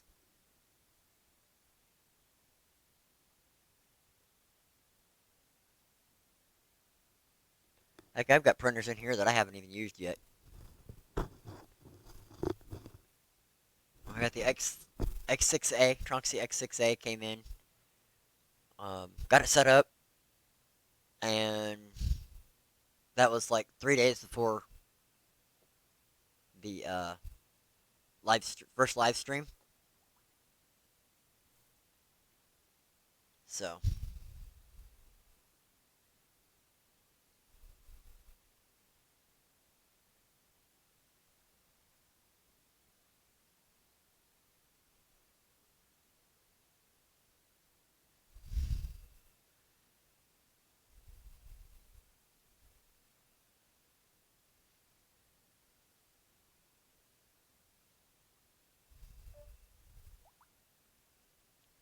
got a guy that one of the manufacturers, matter of fact, Solval, just messaged me. Guy's going to be doing a live stream unboxing of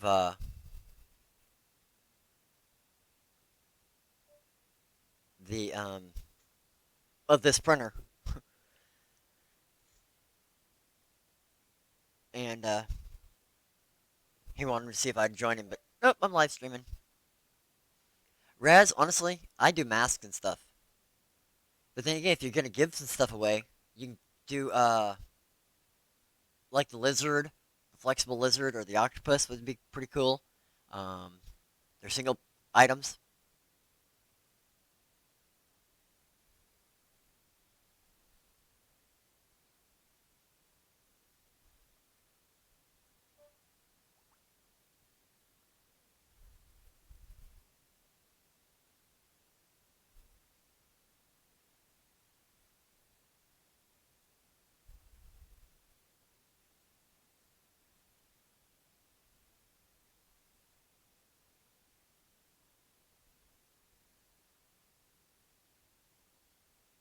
Wait, chat also moved real quick. I'm gonna have to catch up.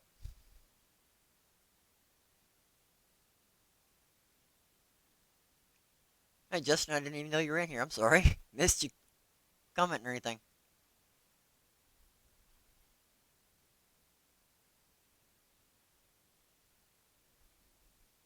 Later, Tina. Have a good night.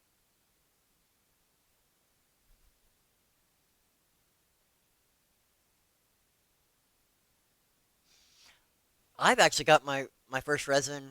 It's been just over 4 months. And that's my Tronxy Ultrabot. It's a really neat little printer. Um, you've seen a lot of the prints from it last live stream. Matter of fact, you can see Adelina here in front of the Yellow Dragon.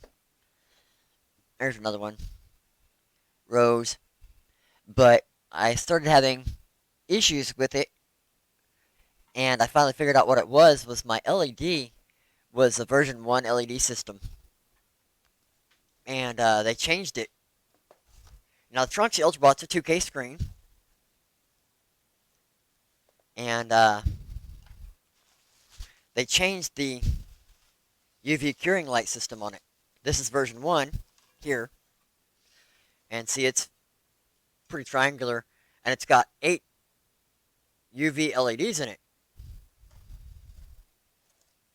But the new one is rectangular. They spread them out and added 8 larger UV lights. The problem I ran into was that the light just wasn't spreading evenly. So they updated to the newer one, and it is much better as far as even light goes. The only issue is when I was taking it apart, I broke the screen, the LCD screen for control. So my new one should be here soon.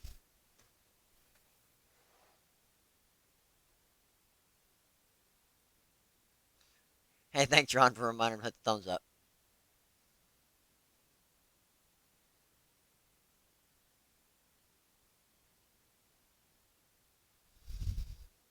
Oh, hey, I didn't realize Sobel. Hey, yeah, I say, yeah, I didn't let you guys, everybody know about this stream because I wasn't sure it was gonna work. Um, so matter of fact, yeah, we've been talking about the printer, Sobel. It's not printing right now. Um, just because I haven't got it tuned yet. So, but we were talking about the filament sensor, runout sensor on it, and all that. So I really like it. It's a good printer. I got these other two here to actually get up and print now. Only thing I got left with this one is start a profile for it and actually slice something because my SD card did not come with one. It came with all the firmware, but did not come with a sample. And then the order 4 here, I've got to, since we updated to the other updated head on it, then it moved the the bed leveling sensor, and I have not updated the firmware for it yet.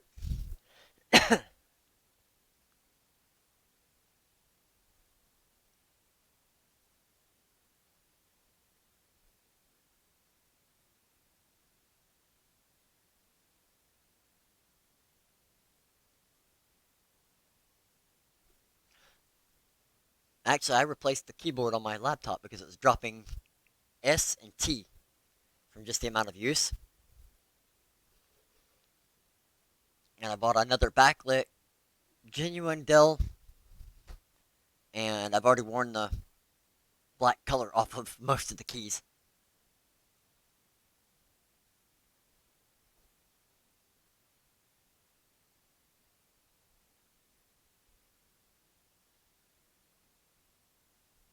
So with everybody in here now, has anybody got anything printing?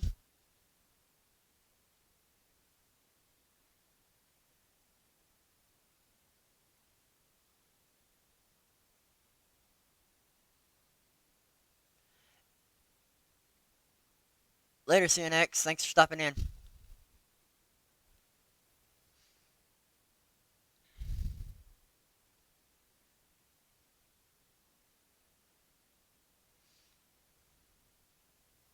I'll say I haven't got anything printing, so it's kind of odd. It's quiet. Just the fans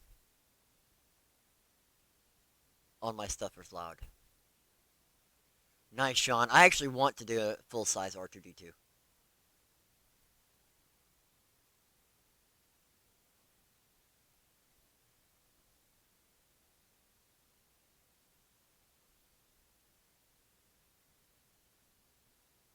Um, Techie Dad, I would say just below the nozzle.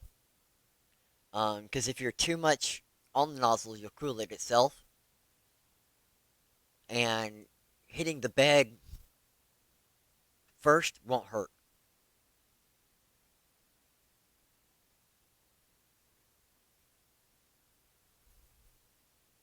Yeah, the only problem I have with printing the full size R2D2 is didn't have to wire it all.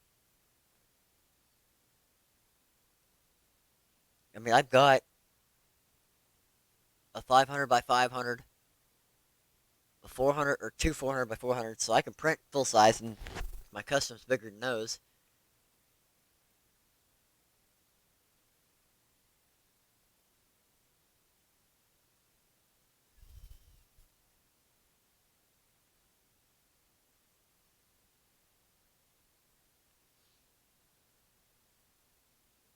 You know, Thomas, I've got the tornado. I don't mind the bottom on it.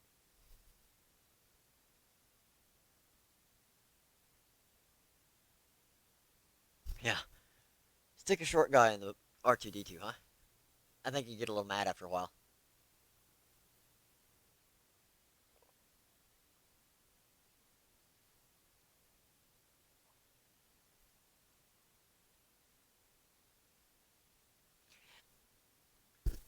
That's my problem, Sean, is I couldn't leave it basic. I'd have to have all the doors open, you know, the lightsaber.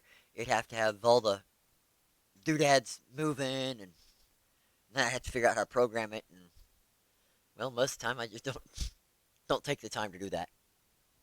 Much less have to learn it first.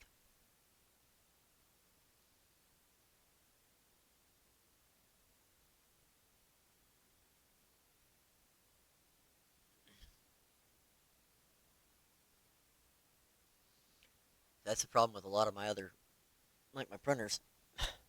I mean, my X3 is so decked out. It's got every option available at the time when I built it. It's got dual color and MKS Gen L. It's only got 48 A4988 drivers on it though. Still on Marlin 1.0.4. I just don't believe in fixing what ain't broke.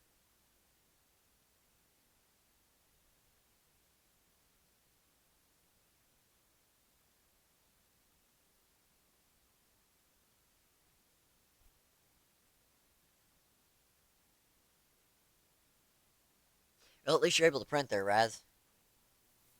I'm glad you're able to print again.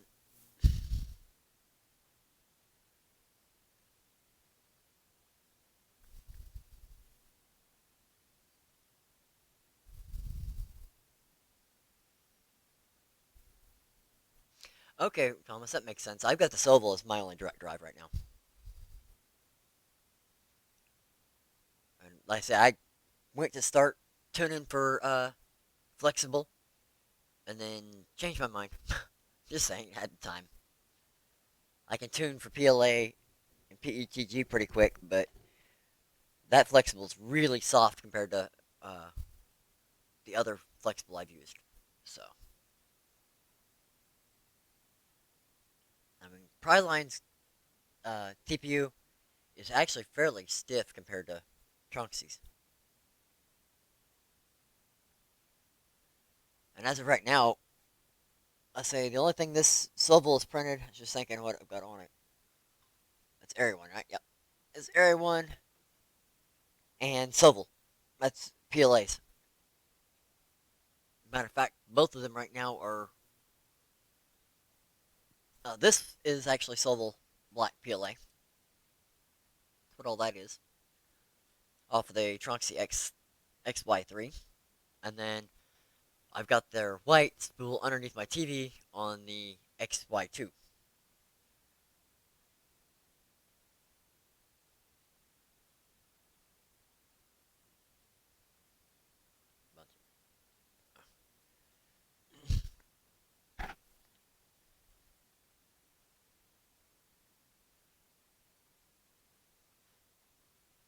What leveling are you using?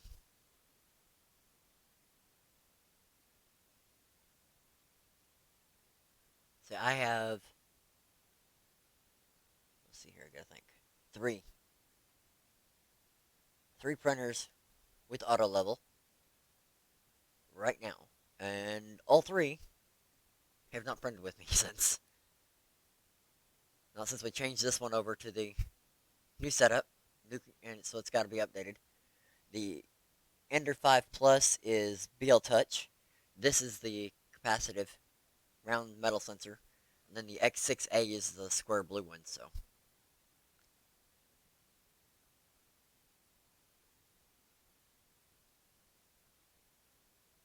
Okay, yeah, see, I've got the one BL Touch, and I'm waiting on new lead screws. I would turn that printer on and run it through auto level for you guys, but I don't want to blow your eardrums. The squeak is pretty loud on the lead screws.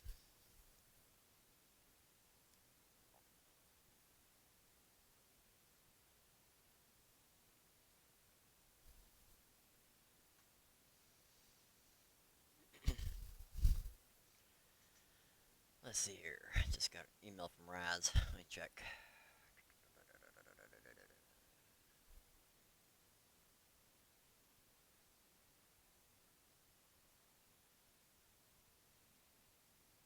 No, I do not get tracking numbers for those Raz if you're still in. When they're mailed out the way they're getting mailed out, they don't usually get tracking numbers. So I will double check with them and make sure it's been sent though.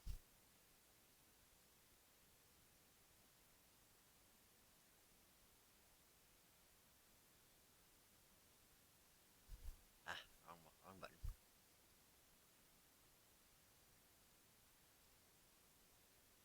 Because I know several of these have been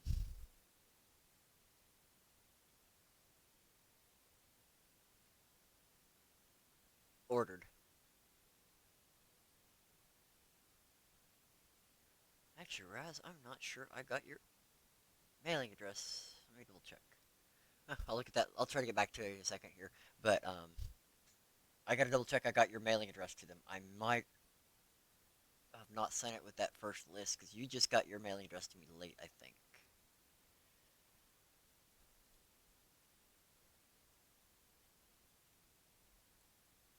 A matter of fact, I've got who was it? Let's see here who it was.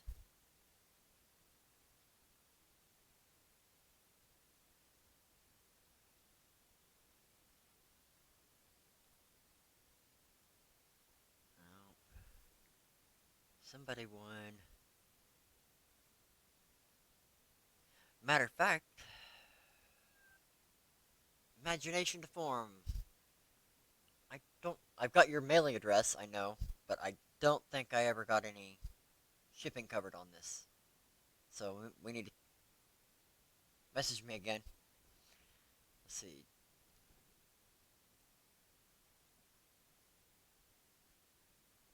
Who was it? Somebody in. I've got it written down in my book over there. Anyway, I got one of them that I got to mail out still. But I know like Alien 3D has sent their stuff out already. Strong Hero 3D is supposed to send out their stuff. So I am. Some of it is me being a little behind. Some of it's uh, manufacturers, and some of it's just I don't have shipping covered or whatever. Okay, I'll double check. I may have it sitting there, and I may just did I mail out a couple of those? I don't remember who I mailed out off the top of my head. So I'll have to double check there. And I probably got it. Like I said, I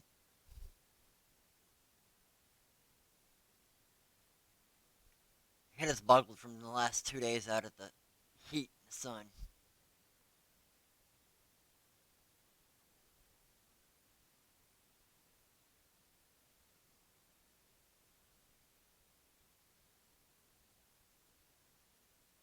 Let me check your res. I think I only got you down for.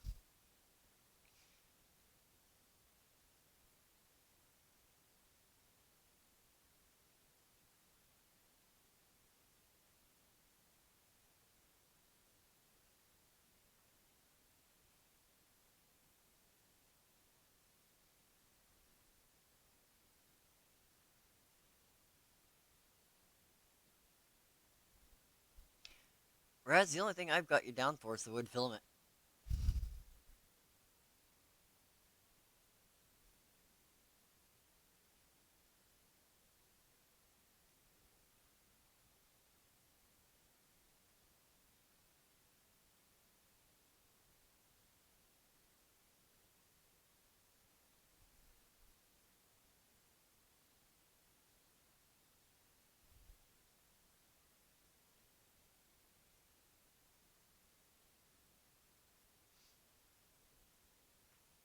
Yeah, if you guys haven't got your prizes or um, we haven't talked about shipping or whatever, you sent it in, haven't heard back from me with tracking numbers or whatever, please message me. Um, I have everything saved. If I send it out or whatever, I've got it. If I haven't sent it out, I will.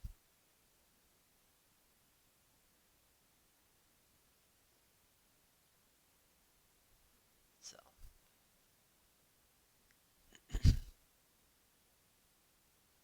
everything got a little harebrained with the fighting with everything, getting this stuff set back up and working.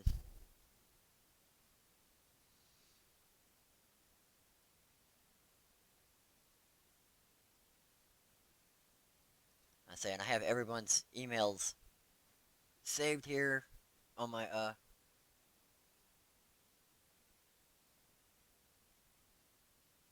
email, and everyone, all the prizes are things are starred. So that's the only thing that's starred in my email. But like I said, feel free to email me again. I'm human. I forget, or I get sidetracked. Yeah, it really was, and that's part of ha, Sean, you only wish. I tracked all the winners by name, and that's part of what I'm got to make sure I do a little better next time. Is I want to make sure I track everything a little easier. Um, Not 100% sure how I'm gonna do it yet.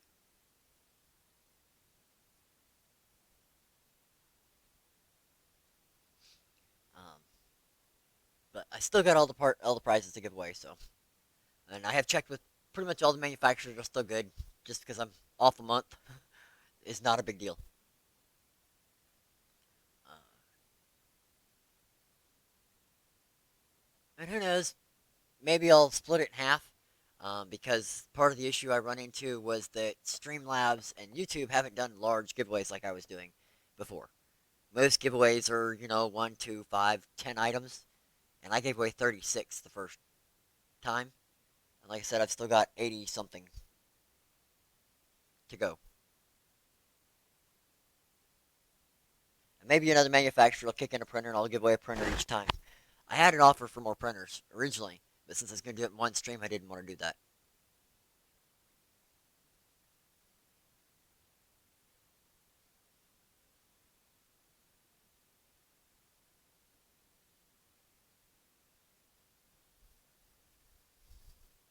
Yeah, Sean.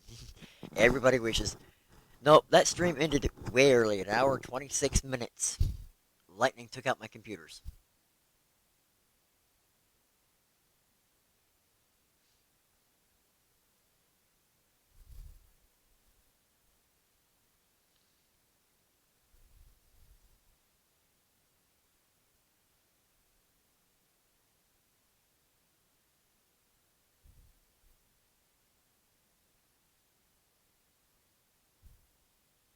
Sean, you want pins? I'm giving away 40 of them in my stream. There'll probably be a pin available. If not, I'm pretty sure I can get a manufacturer to give out pins. I said they gave me 40 of them. Well, I got them earlier, a long time ago. Well, not a long time, but about 6, 8 months ago I got them because of the messed up power supply in them.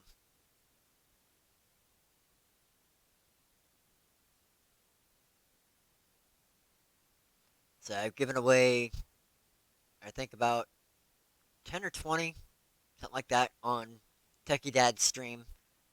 I've given about 10 away locally.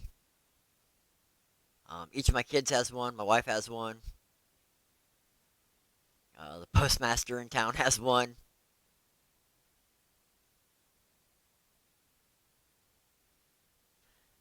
Yeah, here, I'll move camera real quick and show you guys just what I'm talking about. You'll get a look at the office here. Let's try to move it slower. There's a stack of them back there. That's a full stack.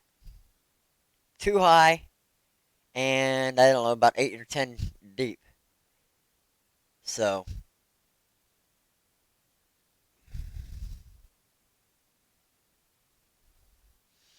they used to take up a full top shelf on my filament shelves here. 8 deep, so 8 by 4 is what I've got, and then some sitting on top.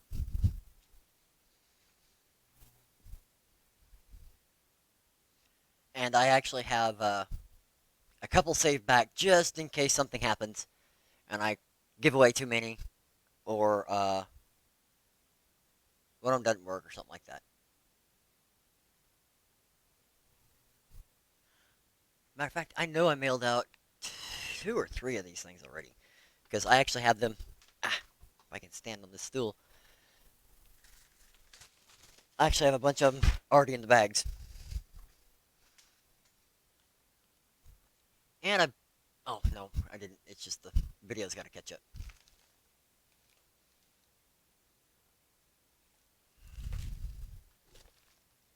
That's how most of them are going out.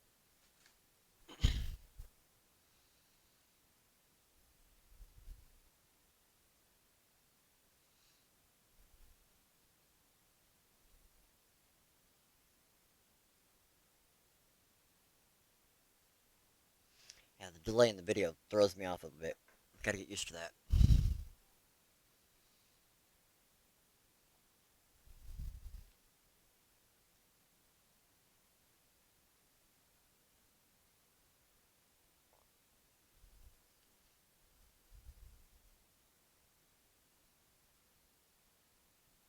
Yeah, Raz, you only wish. I actually wound up somewhat doing that with Techie Dad the other time when he was here. He took home a vehicle load. Projects I just don't have time for.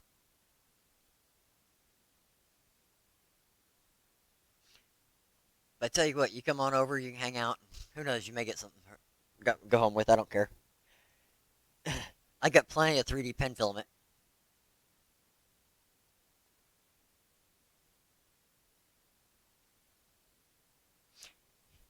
Here, I'll give you a quick example of 3D pen filament.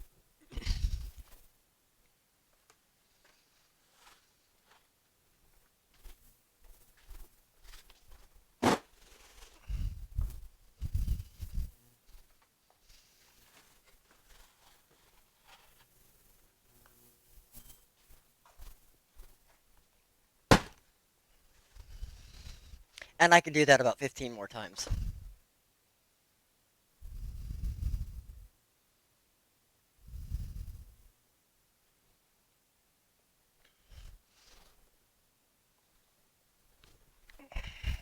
So,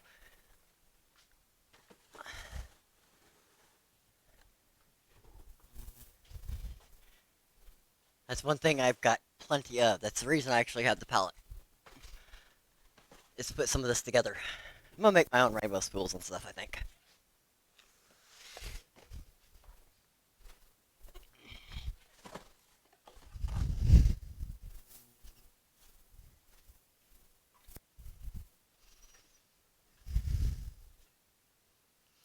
I think they called the 3D pens an S7.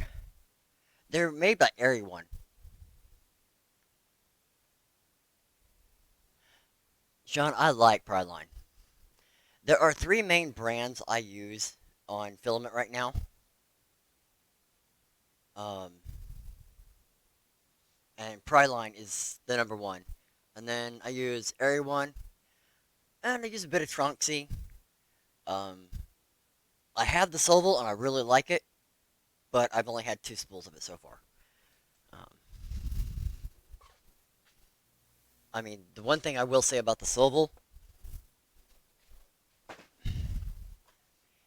This stuff is wound better than any filament I have ever seen.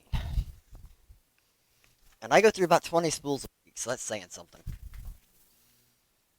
I don't know if that camera can even catch it, but they are absolutely stacked on there perfectly.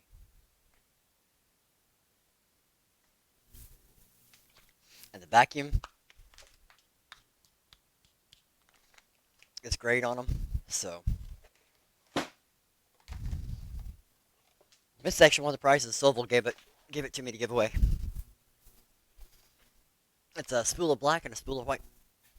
One box.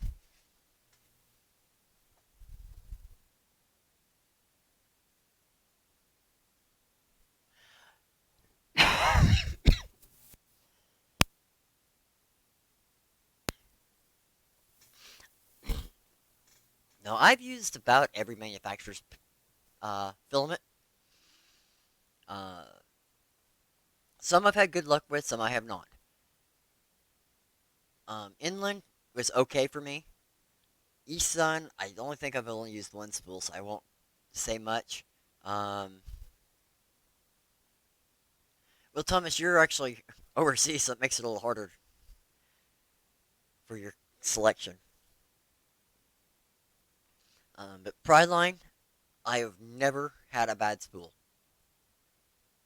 Airy One, I've had one spool that acted up on me. I contacted them, they sent me a new one. Tronxy, I've had one wood spool, had a bulge in it. Um, there's another brand I've been printing with a little bit. It's actually kind of a neat one here. I like the name of it. It's I'm Lucky. I printed with them. I just think the name is cool. This is a metallic copper. It's kind of a brown copper. I really like. I printed mostly right now. I printed with it is stuff for this exact filament. Is stuff for my wife's desk at work. Just different desk knickknacks for everybody out there. But I've got filament from just about every manufacturer you can think of.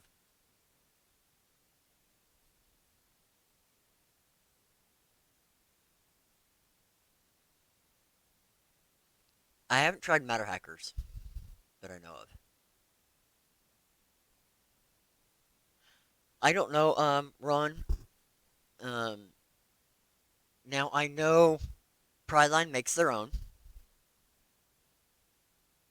and everyone is kind of a rebrand. So is Tronxy. Um, I think Silval makes their own. It may not be. Um, they may still be in here and chat and ask or say something. I don't know, but I can tell you from some of the manufacturers, you can tell a big difference. Like Prideline only uses virgin. Um, Actually, their PLA and PETG pellets are from America, and you can tell. Some of the other companies I've used, um, you can tell they don't seem to be virgin or whatever. They just don't go as good. The one thing I've noticed as well is like Pryline, I print at 213, 218 on temperature on PLA, but like everyone likes it cooler. They like 203 area. Um, so it very much varies by the manufacturer.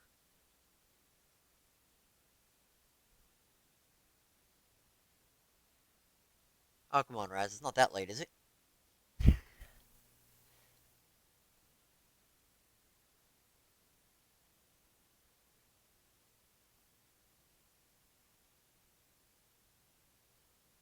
I've heard about some of those metal filled ones acting up. I've not used any. I've actually, wood is the only one I've used much of. I've used like four spools of wood filled trunks. I think two or three of those were Tronxy, and then one was Pryline. And then I've got two spools of carbon fiber. Matter of fact, this is carbon fiber Pryline PLA, right? Yeah, PLA. And then to keep rolling away here, run over Venom. And then let's see, there it is. This one is PC, carbon fiber PC. That one I've tried a little bit of. That's why it's open. Um, but I decided I wasn't ready for it yet, as far as dialed in enough. And on the printer I was trying it on, I was actually trying it on the X3 there that's got the point 0.8 nozzle. And since I hadn't literally just installed the point 0.8 nozzle that day, gotta watch this. Sometimes the spools are not in boxes. Roll. I gotta put a lip on the front of these shells.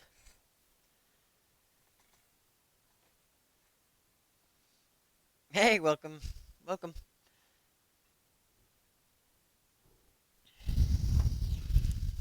Yeah, matter of fact, I had, wasn't that spool? There was a spool of, I think it was PLA, up where the purple dragon is at, and it fell. And before I had my screen mounted on the X5 here, it actually fell and shattered the screen. Lucky I had another one.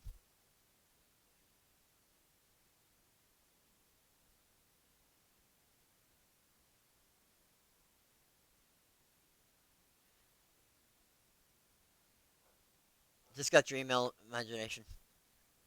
I'll double check. Um, I said, I'm sorry it's taken so long.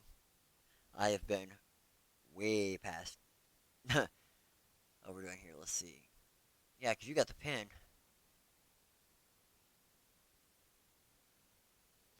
If I don't have a tracking number for it already or whatever, I will get it in the mail to you tomorrow because I've got, like I said, got one packaged right there.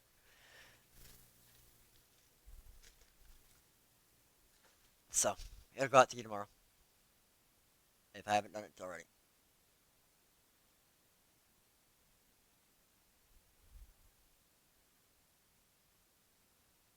Boy, I need to rearrange this a little bit. Notice in the video with a delay, I can see myself moving and stuff. You can't really see what I was turning toward the screen here with the way I'm sitting.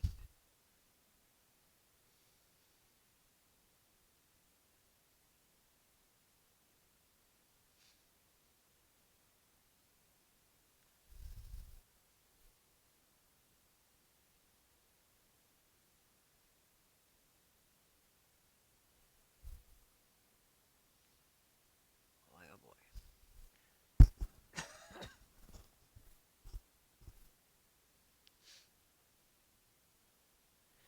Yeah, one thing with it being so quiet in the office, I look around, keep seeing the printers going, man, I gotta get him printing.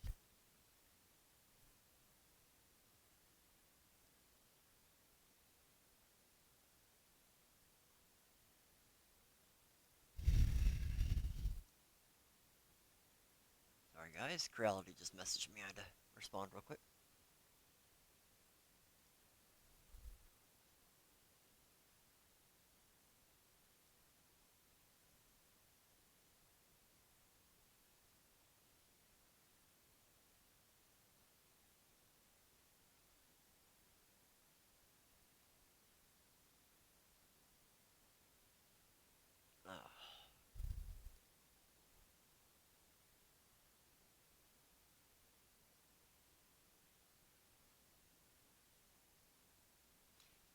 Oh, that's not good. I'm really not looking forward to those people over there getting beat on like that. That is not a good thing. Headband's a little bit tight for 3 hours.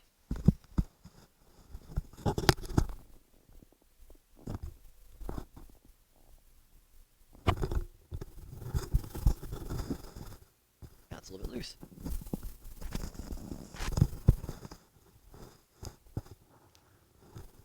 There we go. Yeah, and thankfully it didn't hit Florida, but that storm does not sound good.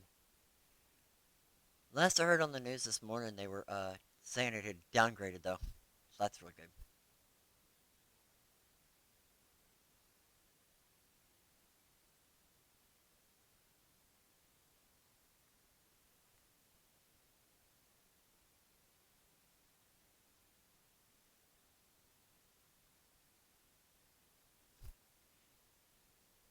Yeah, imagination. That would be pretty cool to actually have them auto bed level instead of just con compensate for the bed being out of level.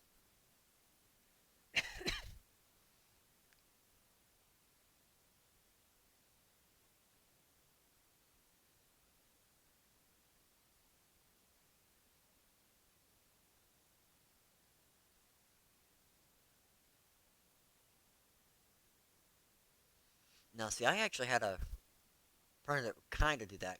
It was the Monoprice Mini Delta that I gave Brandon, Techie Dad, because I didn't have time to mess with it. Uh, it had different sensors underneath it.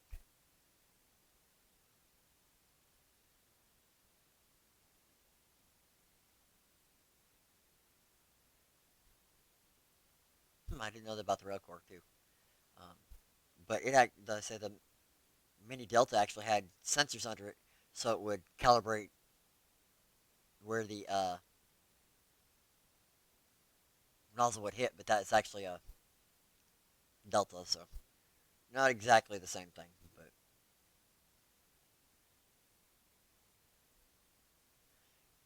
now the rail core two, is that the three core or three Z steppers?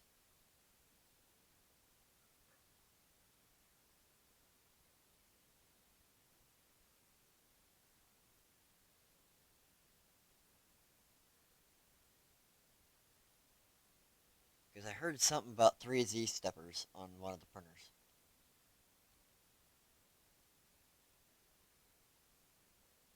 Trying to remember which one it was.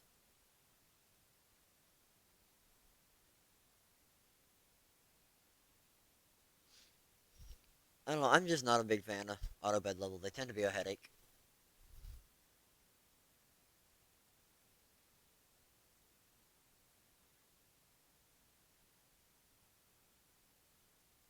Wow. All of a sudden,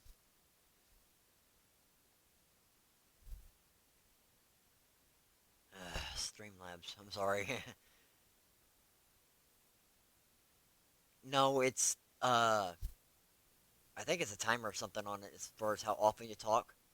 It's really weird, and it's not even something I can turn off because actually everything is turned off except for like 4 or 5 words, and those are just bad words that I don't see.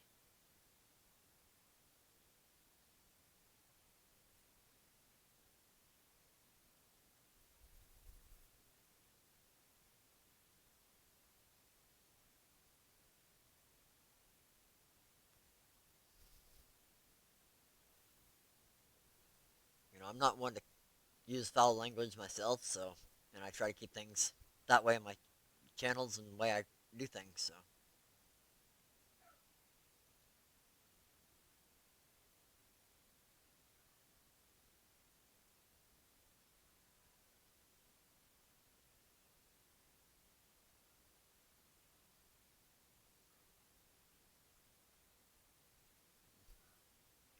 one of my dogs is barking. That's weird. I don't bark very often.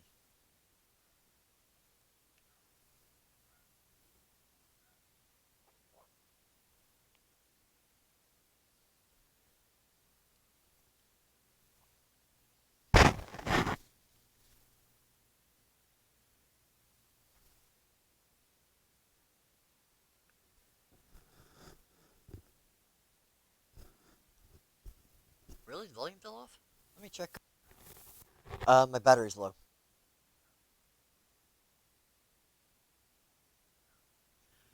Battery's low, and this is my only 9 volt, guys. So can you still hear me? It shows it is, but not much. So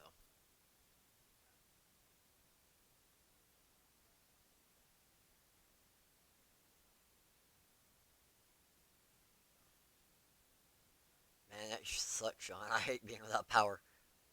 I was out of power the one on the 17th for like 5 minutes. That was enough.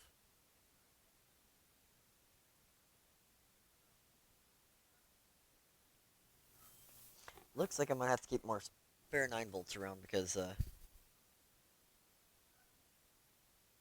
My battery LED is on. That means I'll be lucky to make it till 9 o'clock tonight. Let me know if it dies out completely where you can't hear me. I will just end it then because it sucks not to be able to hear or whatever.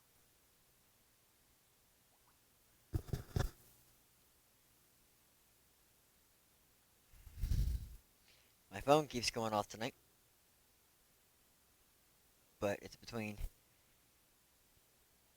emails and game camera pictures and stuff. Night Viking, have a good night, man. Thanks for stopping in. Yeah, it's 8:30 p.m. here, so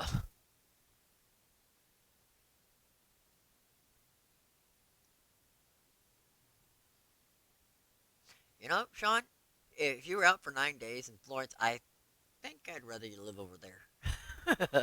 If it's following you, power outage. Ugh, I couldn't do 9 days. I'd be pulling the generator over because I got fish tanks and stuff. And I got a chest freezer and refrigerator and all that. Nope. I got a saltwater aquarium and 4 freshwater aquariums.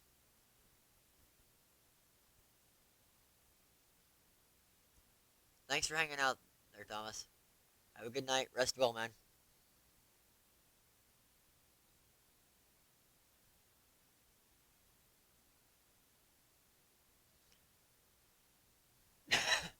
And guys, before it gets too late and I lose my mic, make sure you guys are checking out Techie Dad's channel. He's been a big help for me. So,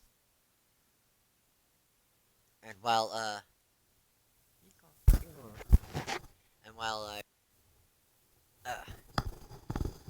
just passed him in subs, so I figure I'll give him a plug every now and then.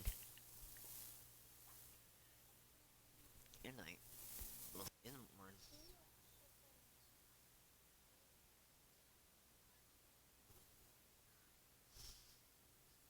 Oh, have a good night.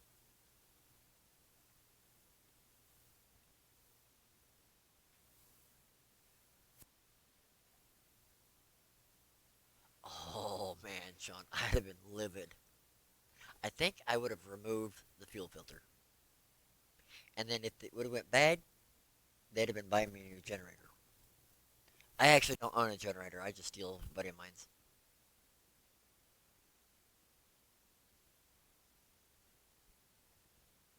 Oh man, Sean, that sucks. It's like I lost. I've also got a 4,000 gallon koi pond, and a couple of years back, I had 63 koi in it. One of them was worth about 15 grand. It was a very rare one, and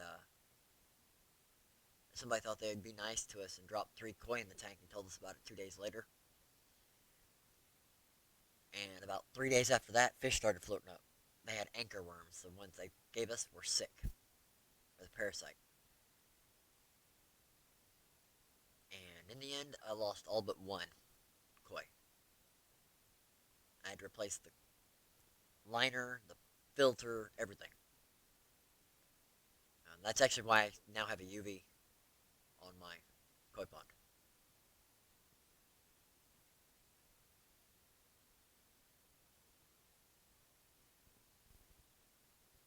And then what? Christmas Eve of this last year, I lost my saltwater tank.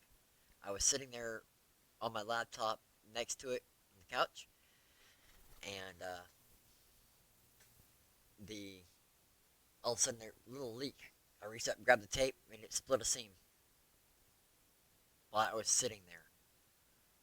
Luckily I just changed the water like 2 days earlier, 3 days earlier. Did the water change? So the garbage can uh, I used for mixing my salt water. Only the salt water's ever been in it. Was sitting there. I yanked it over. It spilled into that can, and I caught the fish, pulled all the coral out, put them in there. But after 5 days, the stress of it just killed them. Well, Sean, you're uh, More dedicated than me. Most things go straight in the tank. In what, over 10 years of keeping, 12 years keeping fish now. I've got the 104, I've got a 120 gallon, and I've got 75 and a 65. I've lost the tank twice, ever. Um, well, three times including the saltwater to just split. Christmas. I lost a Peacock cichlid tank that was my 120 when I changed filters.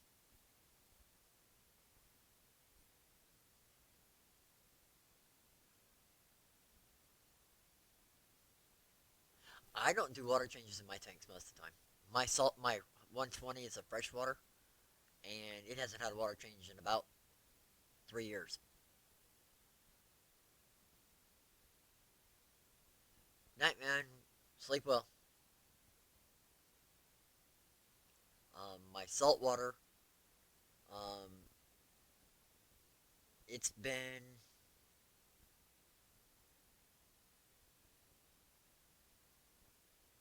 I don't know, probably 8 months since I've done any kind of water change or anything on it.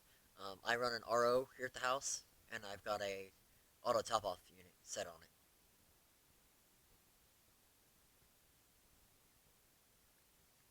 So,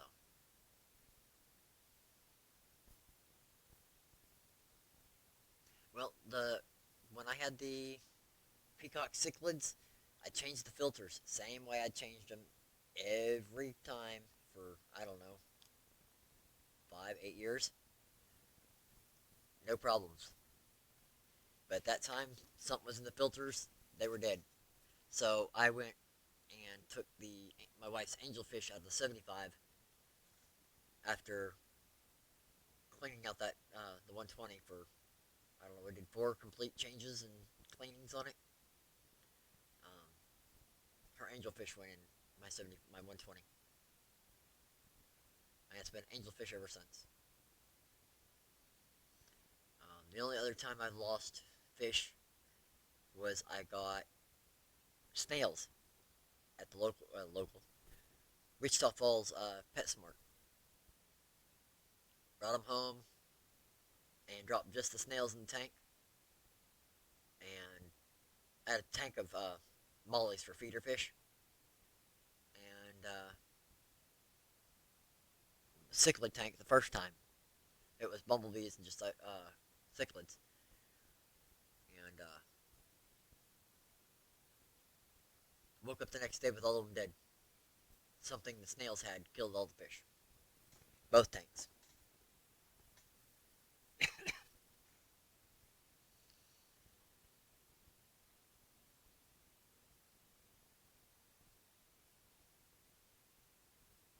That's cool. So I actually thought about doing something like the a pie controller for the tanks for the chemicals and stuff. You know the what I use iodine and some buffers and things like that. But I haven't done that yet. Actually, that's one of the things I want to print is the full setup for the pumps and controls.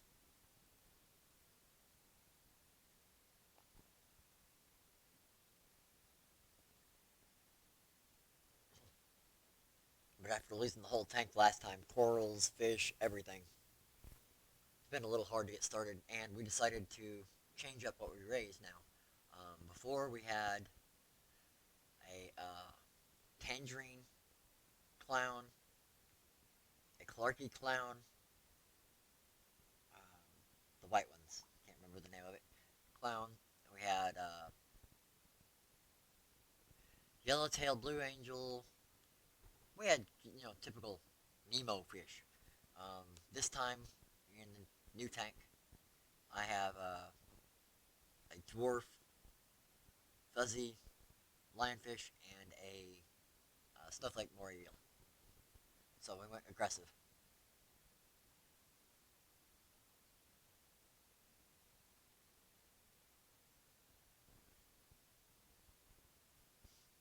I my setup. I actually bought my setup, my first one, the one the tank split on me.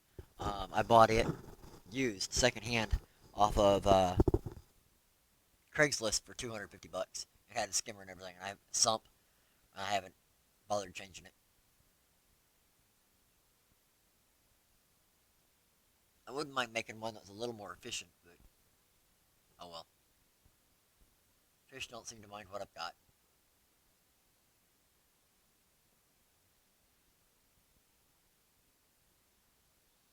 But it would be cool to have a tie-in from one hobby to the next.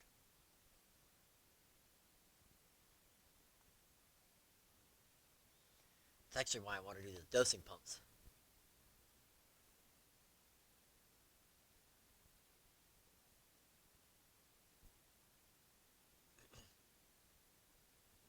I I only have a 65, so saltwater. The rest of mine are freshwater.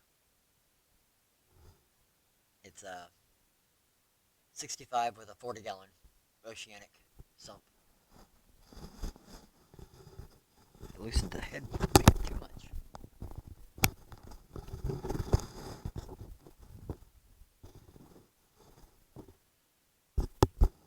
My biggest problem actually is getting. I like to occasionally feed like ghost shrimp to my uh, predators in the saltwater tank, and getting them is a pain because it's 2.5 hours one way to the nearest pet store.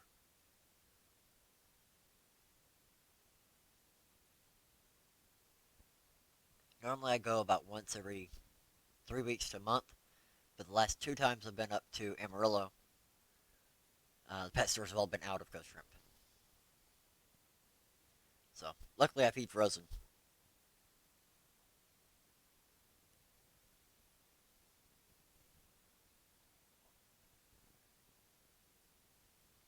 Now, with your tank, are you running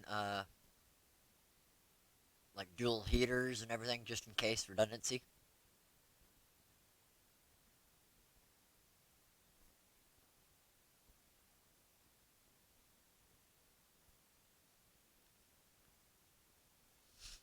I say my 65.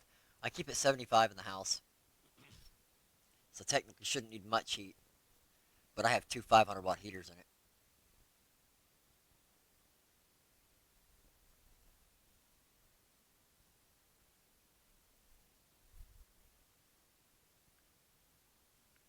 Now, see, my predators, it's just lionfish. It's funny. I've got a. I'm terrible with names of the fish even. Um,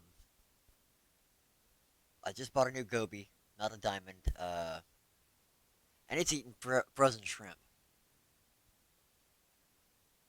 And then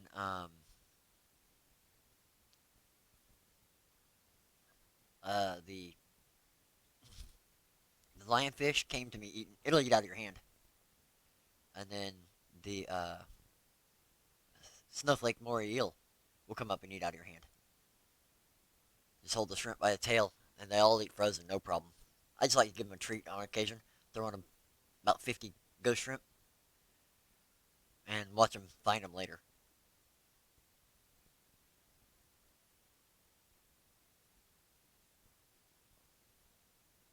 But they've never had problems. Matter of fact, my moray eel actually eats snails. He's been a pain.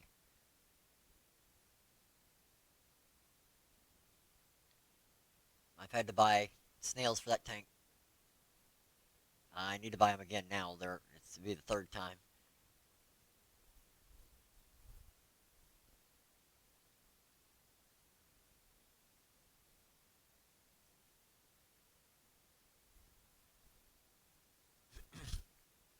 Oh, I know how that is, Sean, because my 120 I didn't set back up for cichlids. The first time we lost them for probably over 2 years, 3 years. Then finally, I just got tired of a tank of water sitting there because I wasn't gonna let it be dry. So we put some, I think they were mollies in it, and then we decided, you know what would be really cool? Drop a couple of Oscars in there. We got two, a tiger and an albino Oscar. Before you know, they're size of dinner plates and eating anything you put it around. Later on, yeah, I'm gonna probably cut it out here in just a few minutes anyway, because battery's about dead, and we're talking fish instead of 3D printing. So,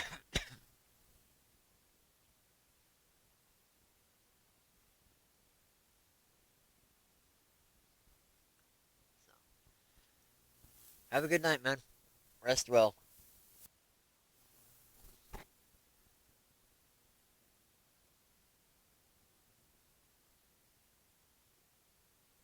Wow, Sean, is it actually empty or what? See, I couldn't leave mine. Mine's an acrylic tank. My 120 is an acrylic, and the only time it didn't have full of water was when I had snakes in it. I raised snakes for a while. Oh, I had lizard in it for a while too.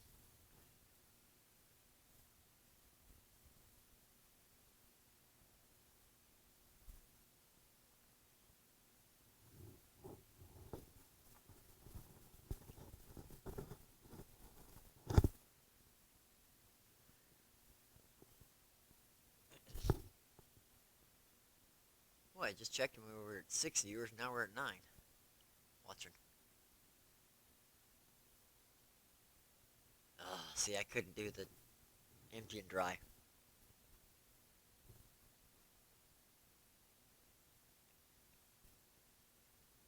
Then again, it's like usually I can't do printers not printing. Of course, that's why I go through 20 spools a week. But right now, let's see how many printers I have running. I got one, two, three, four, five, five that need something. Then I've got one, two, three, four, five, 6, 7, 8, 9, 10, 11, 12, 13. I got 13 sitting here that normally are printing, and I haven't printed with most of them in about 2 weeks. It's driving me crazy. One thing about it, it's saving money on filament. Got a mesquite thorn in my back of my hand. Trying to figure out what's hurting.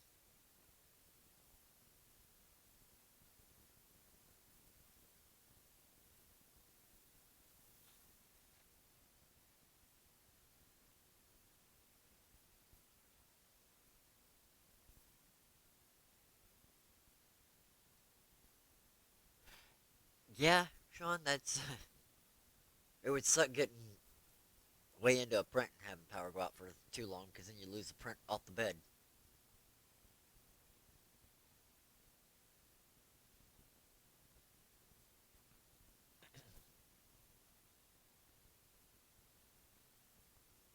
Yeah, see, I'm a little low. Other than the 3D pen filament, I've got all the yellow right there. I got enough for about a month's worth of printing, maybe. Which for me is low. I'm supposed to be getting another shipment from Prideline in. I ordered it, but I haven't got it yet. And then I think I got a couple more spools from Tronxy on the way and some more Everyone on the way, but I don't know for sure. I gotta check. Most of my hobby money this month and probably next went to computers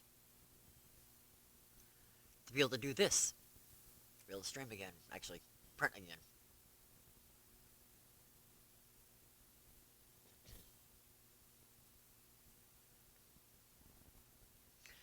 But Sean, honestly, if power is the worst you lose, that's okay.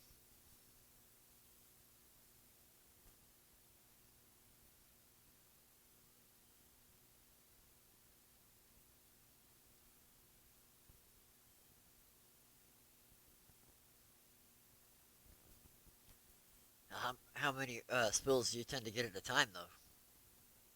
I typically buy them 50 at a time.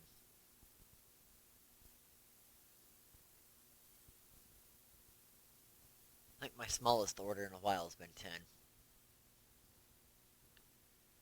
And that was 5 spools of Area 1 white PLA and 5 spools of black Area 1 PLA.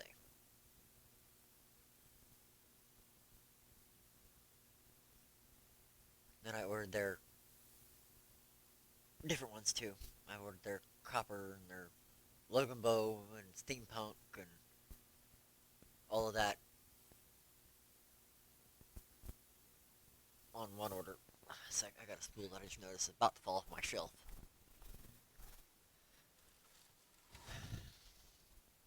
And it's right over an Ender 3. I can't have that. There we go. I said, had it happen one time. That was enough.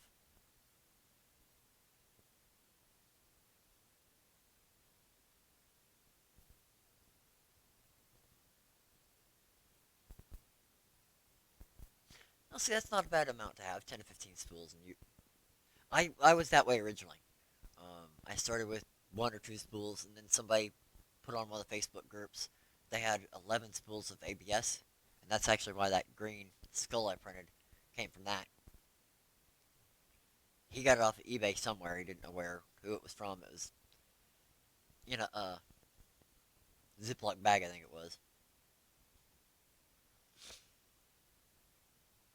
And then I started going through more and more spools, so I just started ordering bigger, get them cheaper.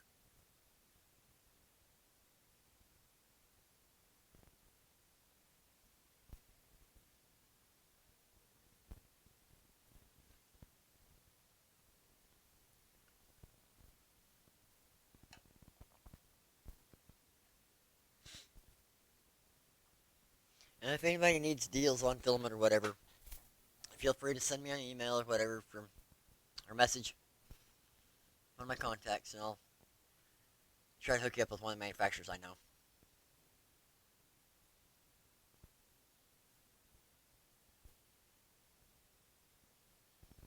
Say between the manufacturers I know, I usually get pretty good deals. So.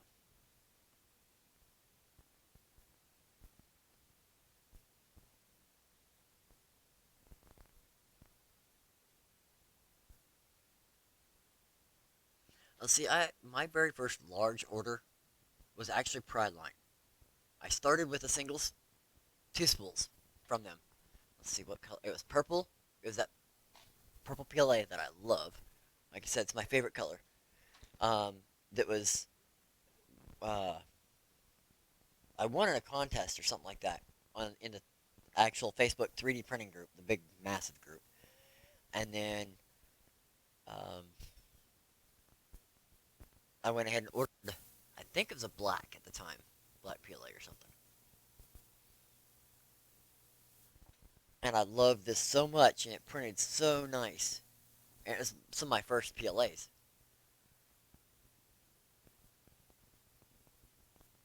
Okay, I remember seeing your post on Twitter about them sending you some.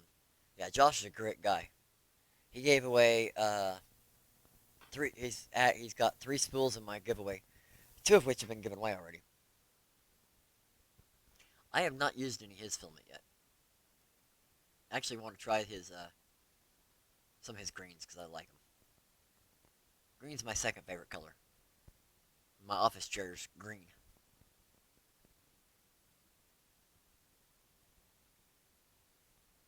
But I say I ordered the 2 spools of Proline PLA. Or one I ordered, one I got for free. And then my very next order from them was 13 spools. Used that up in a couple of weeks. My next order was 47 spools. Next order was almost 70 spools. And since I'd done that, they had an issue that they somehow misshipped or something like that. Um, the 3D pen filament to Amazon, and they had to get rid of it real cheap. So I bought everything they had. Figured if all else fails, I can figure out a way to splice them together later, and I've had it 2 years.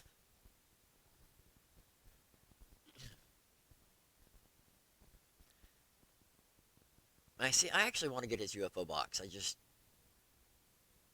I have a hard time justifying monthly bills.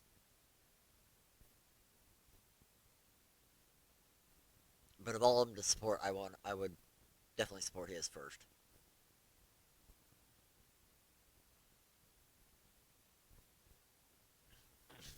I've actually talked Techie Dad into sending me the boxes because I love the boxes.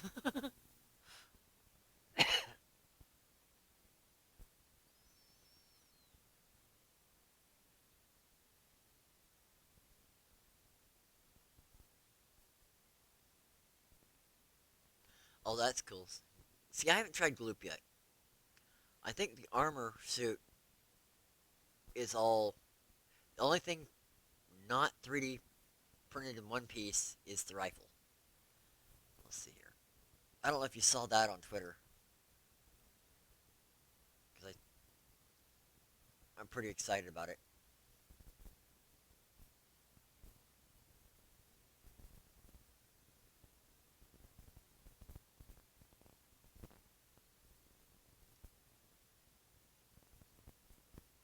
Um, I say I'm pretty excited about this. The rifle. It's gonna be the only part of the spectral suit really that's multi-piece. The backpack is multi-piece, but it's meant to open.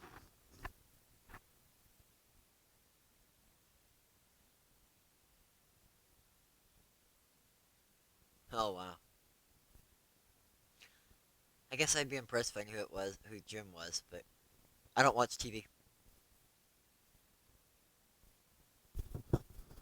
The only reason I listen to local radio is because that's the only thing I can get. Thanks, Sean. That's the my designer that does that. He's the one that did my helmet. He did the full suit. Um, great job. That's all off of like 10 or 20 photos from the movie from Netflix, Spectral.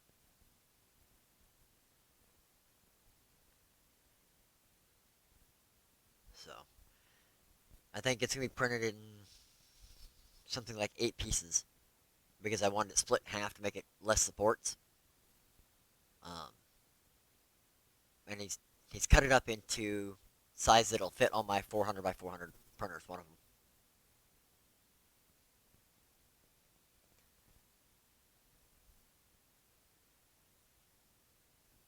So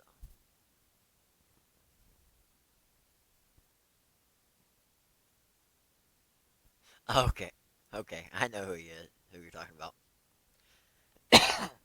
Jeez.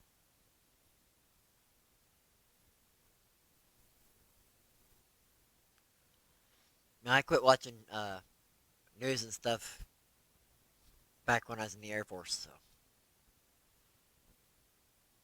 I noticed too many things were not what the news said, so I just quit watching it. And I don't even get TV service. I have Netflix and Hulu. So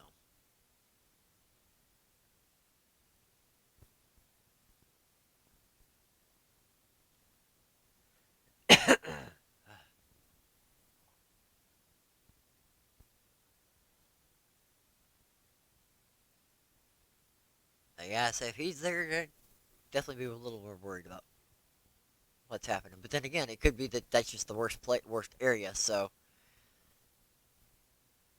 he flew up from Florida because they expected it to hit Florida pretty bad.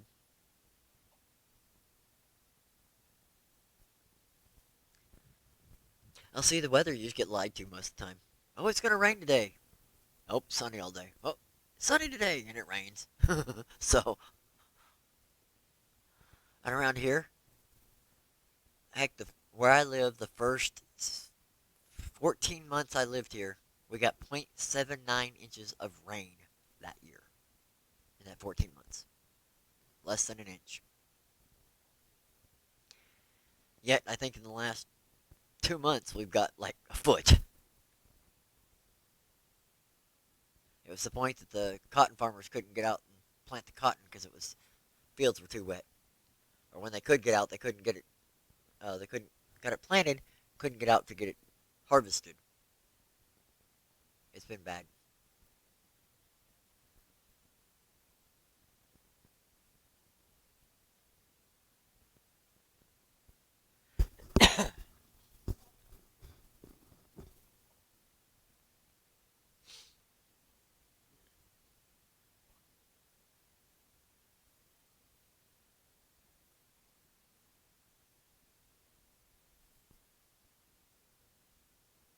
Wow. I couldn't imagine that. See, I've been through a flood once. I've been through two tornadoes.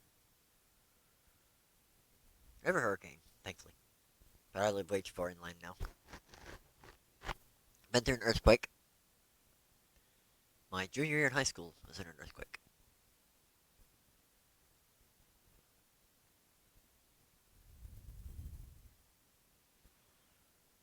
Flood and earthquake were the same year, I believe, even. The house I lived in time was way above floodplains. So I wound up spending the whole time volunteering, making sandbags and sandbag walls.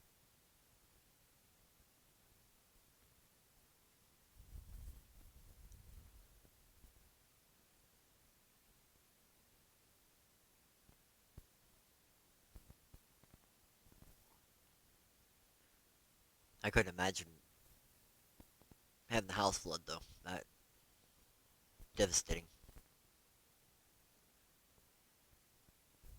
Really pissed my wife off having to move all my printers up into the second floor because that's our bedroom and her craft room. Not to mention all the fish. I couldn't get the dang 120-gallon tank upstairs if I wanted to. So those would have to figure out some way to relocate the sumps and stuff.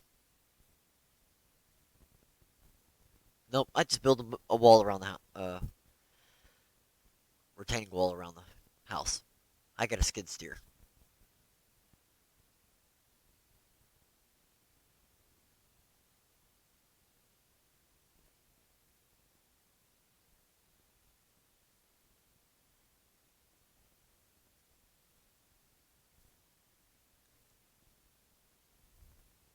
Wow, couldn't imagine that many hurricanes.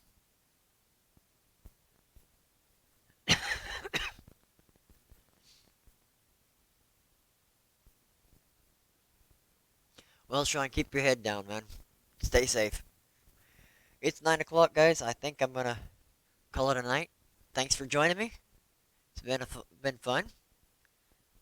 Remember to like, share, subscribe, and give it a thumbs up if you don't mind. Otherwise, I will probably be back next Wednesday, um, same time, 6 to 9 Central. So enjoy, and everyone have a good day. And I gotta go over there.